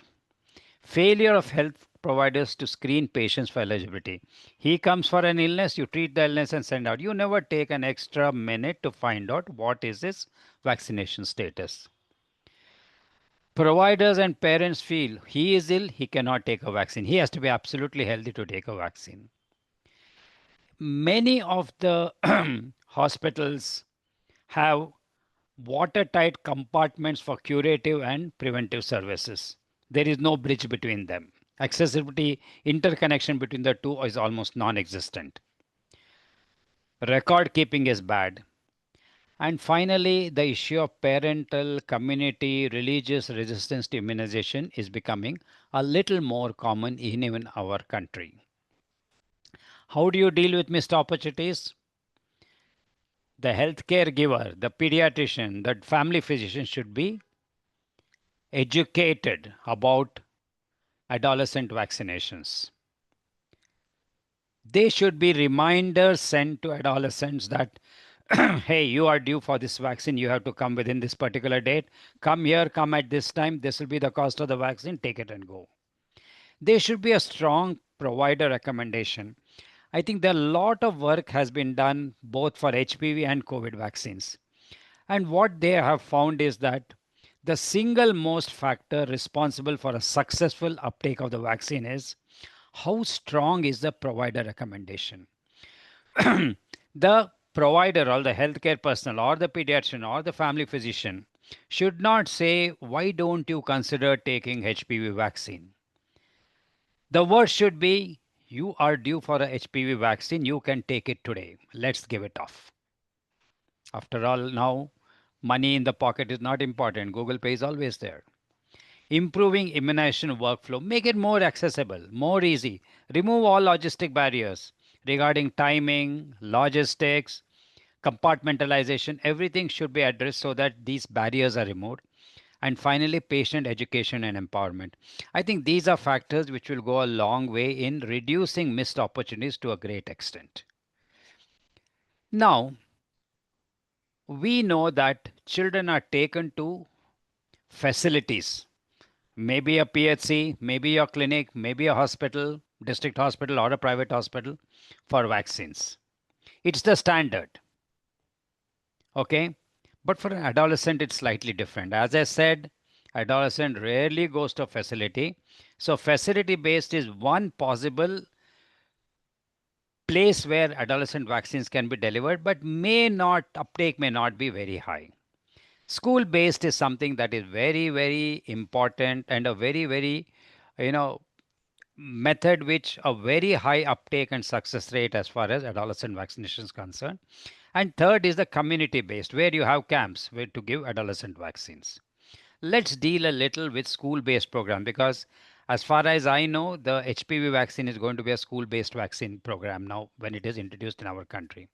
There are certain, I mean, it's excellent. There is accessibility, there are teachers, you can communicate with the parents, everything is there. But there are certain challenges of consent and ethical challenges. Can you vaccinate in a place where appropriate medical facility is not available?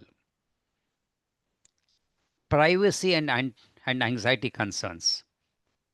School attendance may not be uniform. The student may not be going there on the day the vaccine program has been planned. Socioeconomic disparities. Schools catering to very low level strata of the community may not have the same facilities as schools catering to the little higher strata of the community. Management and organizational barriers, vaccine hesitancy and misinformation. I think all of us encountered this during the time the MR vaccine took place. So much of misinformation, so much of hesitancy. And it is the credit of IAP that at that time, a very, very focused approach to counter the misinformation led to a remarkable uptake in the vaccine. Karnataka, it was over 92% uptake. Limited opportunity for individualized communication. It's not a one-to-one. A circular is sent, he carries it to his home. This vaccine is to be given, the parent signs it and send it back, either yes or no. In fact, in a study done in USA, school-based vaccinations had better reach and higher vaccination rate than strategies involving home visit, community strategies, etc. So school-based vaccinations programs are the cornerstone of any adolescent vaccination program. As I told you, the adolescent has his own mind. Okay. I mean, legally, the father can give consent for the vaccination, but that may not be enough. Let's look at this girl. 14-year girl is brought to you for HPV vaccination. Mother was diagnosed with cervical cancer with metastasis just a month ago. She comes to you, she says, I don't want to take the vaccine. 3 times you talk to her, come back again, talk to her, come back 3 times, and the girl refuses the vaccination. I will not take it. One, she had needle phobia. Her peers told her this vaccine is extremely painful. She had read on the internet that it can cause infertility. All these things was there in her mind when she bought for the vaccine. The father is fed up and told you, doc, I have 2 uncles, inverted comma uncles, hefty guys. We'll pin down the girl, but I want the vaccine to be given today. Okay. What are you going to do? Will you administer the vaccine by force? Mother had cervical cancer, family history, higher risk. Girl doesn't want to take it. Legally, you can give it because the consent from the father is there. But there's one more aspect which is called as ethical issues. So what are these ethical issues? Autonomy, beneficence, non-maleficence, and justice is the 4 pillars of medical ethics. Autonomy is the patient has ultimate control over whether they receive the treatment or no. Now here, the 14-year-old girl is not capable of giving legal consent. So legal consent can be given by the parents. Beneficence, you know that the giving the vaccine will have a benefit. Non-maleficence, you know that the vaccine is safe. It will not cause harm. And you know justice is because justice is there because this is you are not going to deprive anyone else by giving this vaccine to this particular girl. So here we come to a concept known as mature minor, or adolescent assent for any vaccination procedure. The concept of mature minor is the capability of a minor who is less than 18 but reached an age where she can understand and take decisions about medical interventions. Now, this age of assent varies from country to country. For example, in UK, a girl can above 14 can give consent for HPV without the father agreeing. In US, it is 12 years. But this concept is still not there in our country. Because in India, what holds true is only legal consent and not assent. So, in this particular case, this is not a life saving procedure. You cannot forcibly give the vaccine to this girl. It is unethical. You have to sit down, talk to her again and again. Doesn't matter if it's 1 year later. You can still give the vaccine. But what if it was rabies prophylaxis post exposure for a category 3 bite? There, it's a question of saving a life. There, probably you would have agreed and given the dose. So, friends, all I wanted to emphasize in this short talk was missed opportunities of immunization, and let's keep in mind the sensitivities of adolescents when we are giving vaccines. I think that's it. Thank you. I'll stop sharing now. Thank you. Thank you. Thank you so much, sir, for covering such a difficult topic and explaining it so well. And none of the modules you will see this kind of a topic which is covered and which is so important for all of us. You have covered MOI, its limitations. Then you have said if you have a will, where is the way, and the options which you have given. Unfortunately, a strong recommendation by the provider or a counseling may not be there, or sometimes even the awareness is not, like a case in HPV. You have also talked about the school-based programs, which are the best at present, but you have also discussed what are the limitations in school-based program. So it is the most successful way to cover the vaccines at the best. And the most important point which you have covered is mature minor. I think this is a new concept and this has been discussed very frequently in the USA, but not discussed in our country. Thank you so much, sir, for covering such a difficult topic and making it so simple for all of us. Thank you once again so much. Thank you. Thank you, sir. And we come to the end of our module. And now, as we have decided, we'll request Dr. Surendranath sir for his special comments. Nothing to say. It is an excellent module once again from the experts of vaccinology, definitely, with the guidance of our guru, Dr. Kashi sir. It's going to be a very sought after module in future. I think everything is covered beautifully as far as adolescent vaccination is concerned. Congratulations. Thank you. Thank you so much for your kind words, sir. Dr. Sanjay ji, thank you, Surendranath ji. Dr. Sanjay ji, any other seniors? Indrashekara sir, Dr. Bansal sir said he'll join late. Is anybody there? I'm not seeing Bansal sir. I'm not seeing Dr. Vashishtha, Dr. Nitin Shah sir. No, they are not there. Okay. They are not there. We have kept some time for the question and answer. Yeah. If there are questions in the chat box, now you can make you can just write your questions in the chat box, and I'm sure Sunil is there, myself, then Shashikant is there.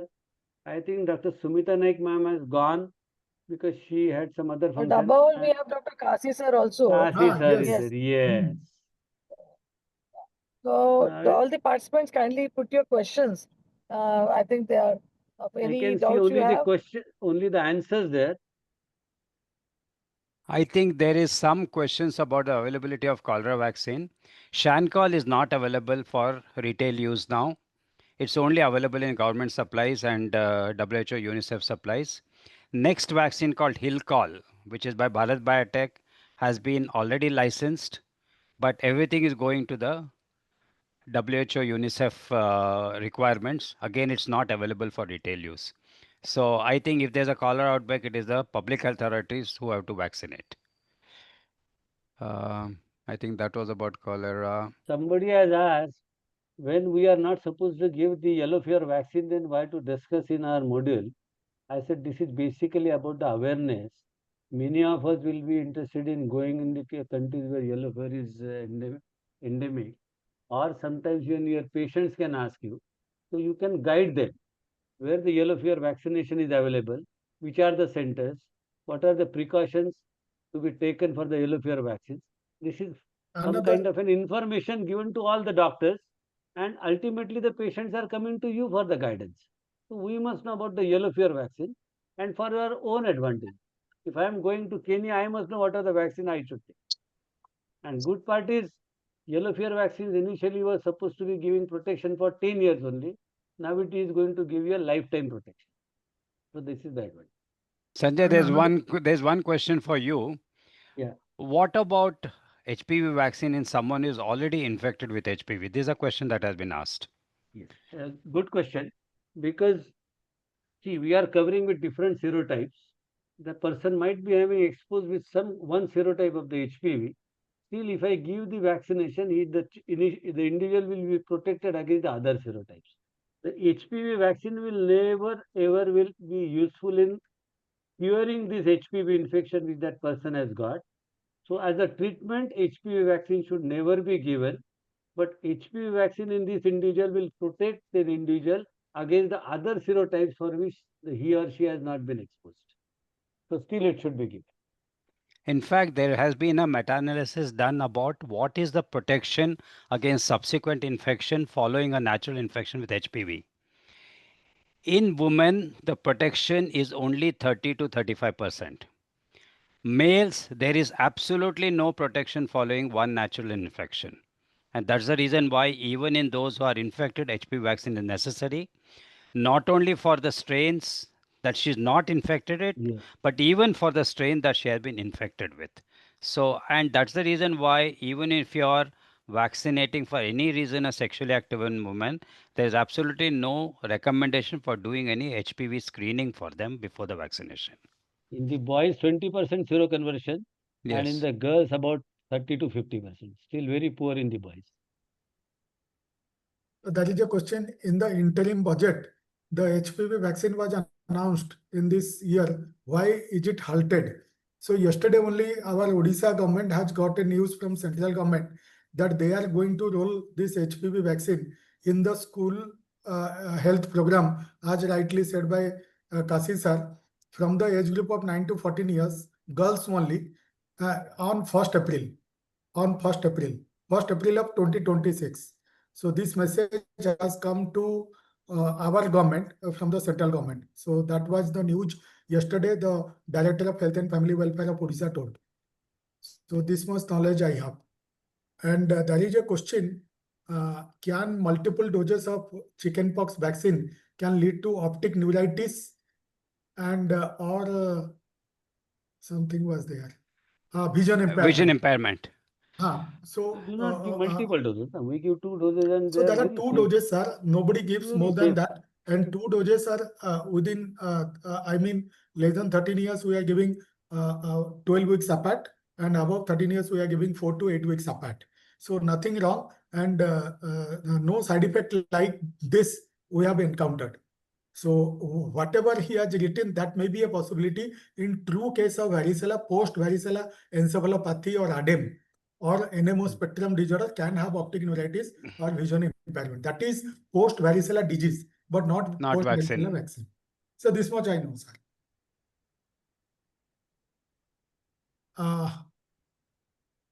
Love to excellent. Somebody has written that why don't you roll this module in Goa? Is this module available to be conducted in Goa?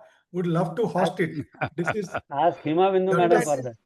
Yeah, Dr. I think Siddhi. Dr. Siddhi, yes, we'll definitely cascade down, and we need some more posters. Sunil. Sir. Pardon me. Sir. Madam will conduct next year if she wins. Yes. Exactly. Light or rain, don't take it seriously. No. These are all prospective. Positively. We can escalate it to the national level. Yes. Yeah, Somebody has Okay. asked the question on rabies. Can we substitute different anti-rabies vaccines or brands when not available? Yes, a thumb rule says you should go with the same brand, but in case if it is not available, you can substitute with whatever is WHO pre-qualified vaccines and complete the series, because you are dealing with the condition where there is a 100% mortality. So do not wait for the same brand which is not going to come in during this schedule. Whatever brand is available, you can substitute. Sanjay, there is a question by Dr. Sagar. Comments about the new Serum Institute Men 5. Usefulness of X serotype in India. Dr. Sagar has asked that. I think the vaccine, the indication is above the 18 years of age. In India Yeah, it but is that about 18. vaccine is now available. It is now available in India, Men 5. So the company is now promoting it. So if a student who is going to USA comes to us, should I give the routine ACWV or can I go and give Men 5? Will be there any advantage? That is my question. Now, Serum Institute came out with this 5-valent because Menafrivac, which was used, absolutely removed all traces of serotype A. What they found was replacement with X. So this is basically meant for the African continent. Now in US, X is not. B is common, C is common in UK, B is common in US. So their Men5 does not contain X, but it contains B. So it will not be useful for USA. Oh. Dr. Amita, can the question 3 in the last slide of HPV module be answered again? Yes, Can you go back and see what was the question 3 in the last slide? That where you asked for the FAQs, I think. No, the Can you question, just I think the 3? last question was the 3-dose schedule, and the gap between the first and the second was maintained at 1 month. But No, sir, the gap between, question before that, I'm not getting, but I couldn't get the answer. That I understood because it was 10th March and 1st Yeah. August. The question before that, I think, 1 or 2 questions before that, it was what to take, like if she has taken, then already, then how to proceed for the, in a 17-year girl or a, I think. Yeah, just go to that, Sanjay.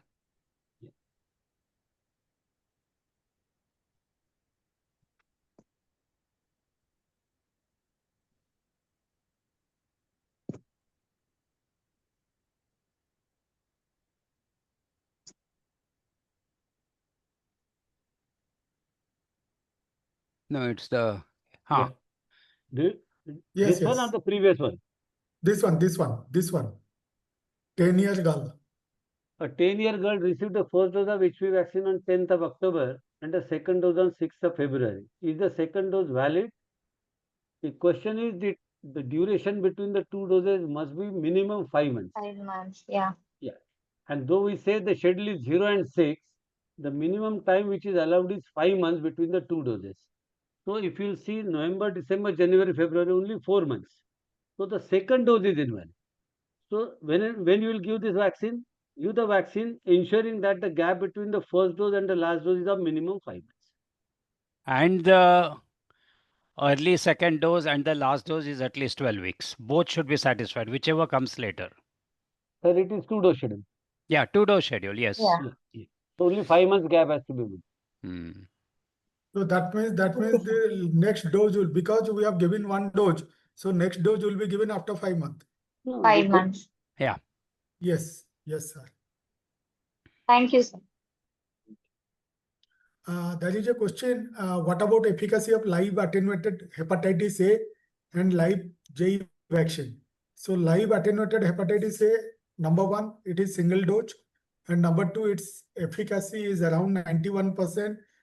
There are cases of primary vaccination failure to the tune of 9%. And second point, that is live JE vaccine is almost withdrawn from NIP as of now. NIP has already used the JEEP, that means biological JEEP in the national immunization schedule at the age of 9 months and 14 to 18 months. Purely the JE live vaccine is no more available neither in the NIP nor in the IAP. .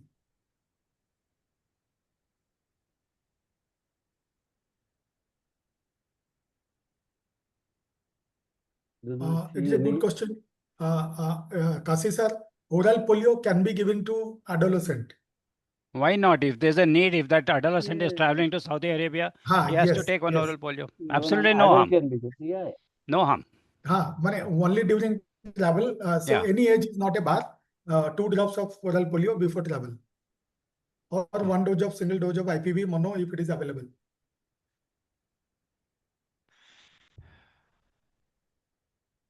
This is an interesting question, Dr. Krunal Shah. If pre-exposure rabies prophylaxis has been taken, and after 1 year he has a category 2 exposure, then what will you do?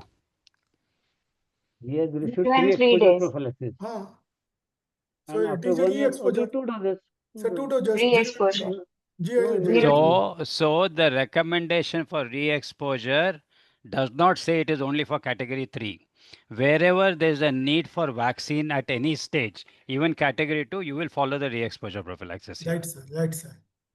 But for category 3 also, we don't need a immunoglobulin if he has No, received. no, It no. remains the same. It remains the same. You have to If take there 2 is doses. re-exposure 1 or 2, you are going to category 2 or category 3, you are going to give 2 doses, no immunoglobulins. No immunoglobulin if pre-exposure. Why no immunoglobulin? Because his immune memory cells have already been stimulated. So there is going to be an anamnestic reaction when you give the vaccine. Right? So Okay. you don't have to give Yeah. immunoglobulins. So this should be made mandatory for all hostel-going kids or all Yes, traveling yes, kids, yes. I think. And Pre-exposure this is for very, very everybody. Yes. necessary because Yes. they need a lot of, like, it's a very costly affair for Yes. 50 kg child. Not only costly, Yeah. I don't know if you all have And it's not Very experienced available painful. also. Very painful. experienced the pain Very of painful. local. It is Yes. terribly Yeah, painful. yeah, it's very painful. I have undergone it, so I know it. It is, Dr. Amita, it is prudent as of now. All pet lovers, Should take this. should take or should see that all family members should be pre-exposure prophylaxis. Then only the pet should be allowed into the home. Well, I Otherwise, should say pet haters also. Because the dog is going to bite them only. Yes. So I think PCV 14 efficacy not in the discussion. not in any it's never going to be used for adolescents. We'll have it. So I think we have finished all the questions. Any of the members want to ask any questions right on the spur of the moment also can ask. If there's nothing, then I think we can close down. Sir, one question, please. Yeah. Sir, if 5 doses of post-exposure vaccines rabies vaccine has been given to the patient 1 year ago, and she has category 3 bites after 1 year, monoclonal antibody should be given or not? No. No, that is what we said. No. You give 2 doses re-exposure, 0 Okay. and 3. Thank you, sir. So answer is there is no antibody needed. It includes not only human rabies immunoglobulin but also monoclonal antibody. I mean either of the two are not indicated because the passive prophylaxis is not needed, as rightly said by Dr. Sanjay and Kasi sir, that once you are immunizing, the memory cells are formed forever. So that's why these memory cells will pour lot of antibodies. So no immunoglobulin either by rabies immunoglobulin directly or by monoclonal antibody. Neither of them is needed. There's one question on Heplisav B vaccine. Heplisav B is a Israeli product. It is an adjuvanted hepatitis B vaccine which contains CpG or ODN as the adjuvant. In USA, it is approved as 2 doses to be given 1 month apart above the age of 18 years. In Israel, this vaccine is used for the infant immunizations also. Tremendous advantage, very high antibody titers compared to the non-adjuvanted or alum-adjuvanted vaccines. And most importantly, it has been found to be useful in primary non-responders as well. Okay. Is pre-exposure prophylaxis of rabies 037 by any chance? No. Is it 0721? Either 07 or 0721. Whichever you follow. In CDC says 0721. The WHO SCVIP CDC says 07. Either you give intradermal or intramuscular. Dr. Parvinder has just read PCV 20. What does he want to know about PCV 20? Dr. Parvinder, are you there? No, I think he has left already. I think we discussed. Sanjay, you discussed PCB 20, na? Yes, sir. Not in He this has model. told. Not in this model. Then where did you discuss it? Who Sir, discussed? Sir, it has been discussed in connection with this catch-up immunization. That Yeah, that PCB, was yesterday. that Okay, okay. PCB 20 is recommended in India above 18 years, and Yes. that too in a single dose. Now, question comes, we discussed whether thereafter in high-risk population, whether polysaccharide vaccine is needed or not. And over to, considering the fact 15 above valency, because it is 20, so there may not be need of a 20 a third valent, PPB SB23, but still more data is needed on that. PCB 20 single dose is good enough, but as of now, because it covers 20 serotypes, so polysaccharide vaccine may not be needed. It is available in India, and Yeah. in Yes, Western world it has replaced PPSV23. Right. Once they are giving PCV20. The Huh. CDC guidelines on PCV20, as in America, it has been recommended in a primary immunization in pediatrics also. Yes. So they have got the permission. So Ah. if you see the CDC guidelines, they will say what the child has received. PCV13, follow this. PCV15, follow this. Now they have almost stopped giving PCV13. Almost Now they are giving either PCV15 and now PCV20. So now they say if the person has received PCV20, even in pediatric age group, in a high risk group, the PPSV23 is not. Yeah, Like as Sanjay. sickle cell, yeah. Sanjay, one question for you, asked by Arun. He asked the most tricky questions. Needs clarification. Revaccination is 3 months after the first dose or the last dose? Sir, actually this was discussed, this is discussed and said that this is from the first dose. Yes, it is from the first dose. So you have to calculate accordingly. Yes. A very good afternoon, everyone. My Yeah. question is from Sanjay sir. Sir, can I ask? Yeah, please. Why not? Sir, you have already, I think, answered this question. A 17 years adolescent female already received 2 doses of quadrivalent HPV vaccine. Yeah. Now she want to take nanovalent HPV vaccine. How to proceed, sir? Actually, I could not got at the time because of net issue. See, scientifically speaking, the parents wanted a better protection with Nunaval. Yes. Can we give it? We'll have to discuss with the parents. We'll have to tell them that the child has already received PCV4, this HPV4, and has got protection against this. Yes, sir. Additional advantage of 15% will be given if in a female.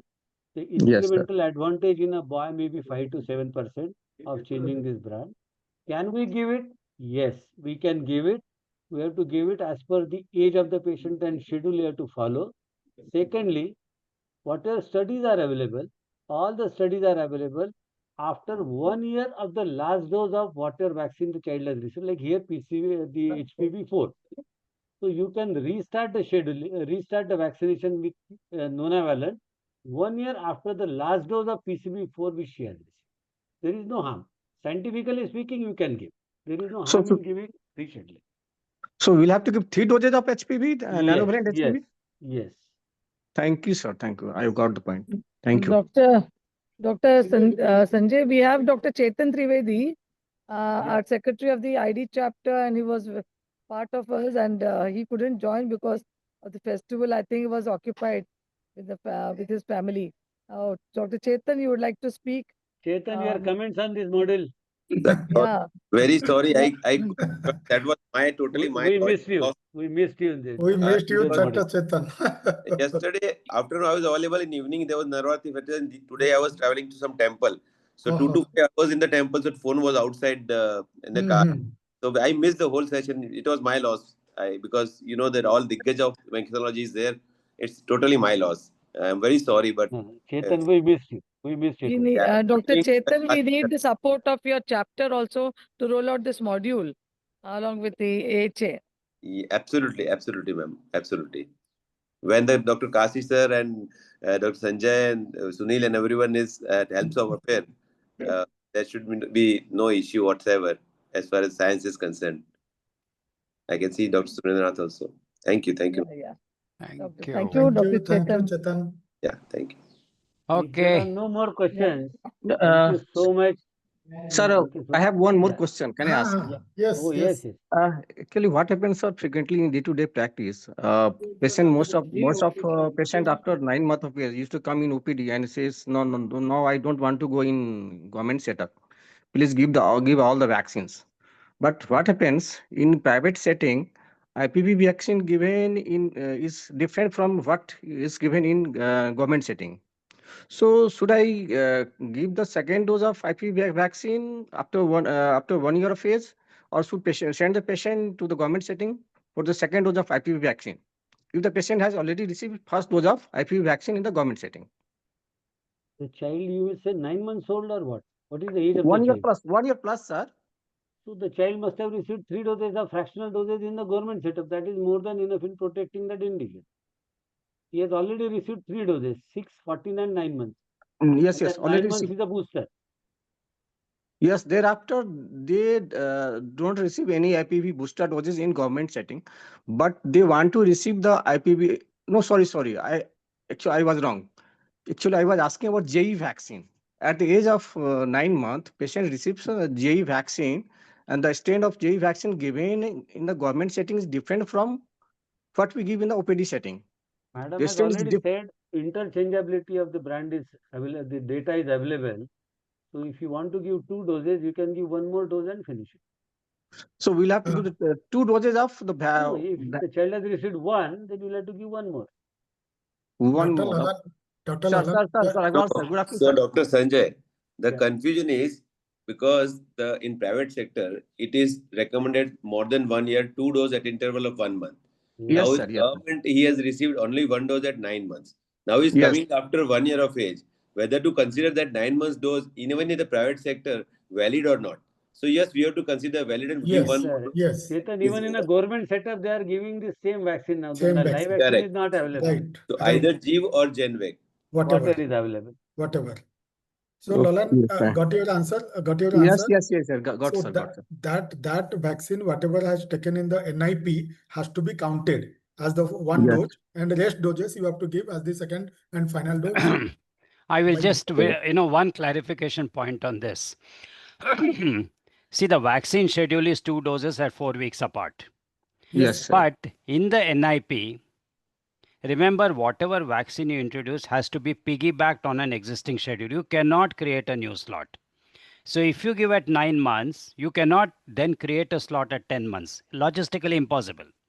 Now studies have shown when they analyzed the decay of the antibody titers following 1 dose, they found that the decay is not very significant in the first 6 to 8 months.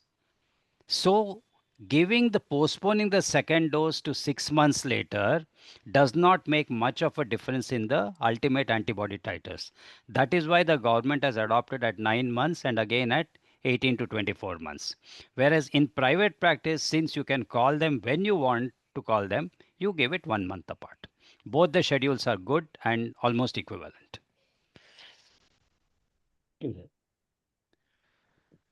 it is five, not If 5. there are Almost no more questions. all questions answered. I think one. Yeah, Sanjay, you wind up and let Dr. Himabandhu also give her comments. Thank you so much, Kasi sir, for your constant support and advice. Thank you. Dr. Surendranath is also there. Thank you, Dr. C.P. Bansal sir, Dr. Vashisht for their guidance from time to time. We are thankful to Dr. Himabandhu ma'am for giving us an opportunity to create this module, which was her brainchild to have adolescent vaccine module. I'm sure all those who have attended will be benefited a lot with this TOT, and they are all future faculties to percolate this knowledge across the country. Thank you once again to my writing committee members, our review committee members, our guides, and all CIP and AHA advisors during this period. And now with this, thank you, Dr. Arya, Dr. Himabandhu ma'am. And with this, I hand over the mic to Dr. Himabandhu ma'am for the concluding words before we say thank you. Thank you, Dr. Sanjay. That was so wonderful. It's really very satisfying experience for me as a chair of the Adolescent Health Academy this year, that this module, which was conceived in February, March, we have Slowly, I know we had to lie low because of some funding issue, but later we started coming together from July, August. Within a span of 2-3 months, we got this module together, and I can't ask for more. We had such great experts, all experts of vaccinology in this module.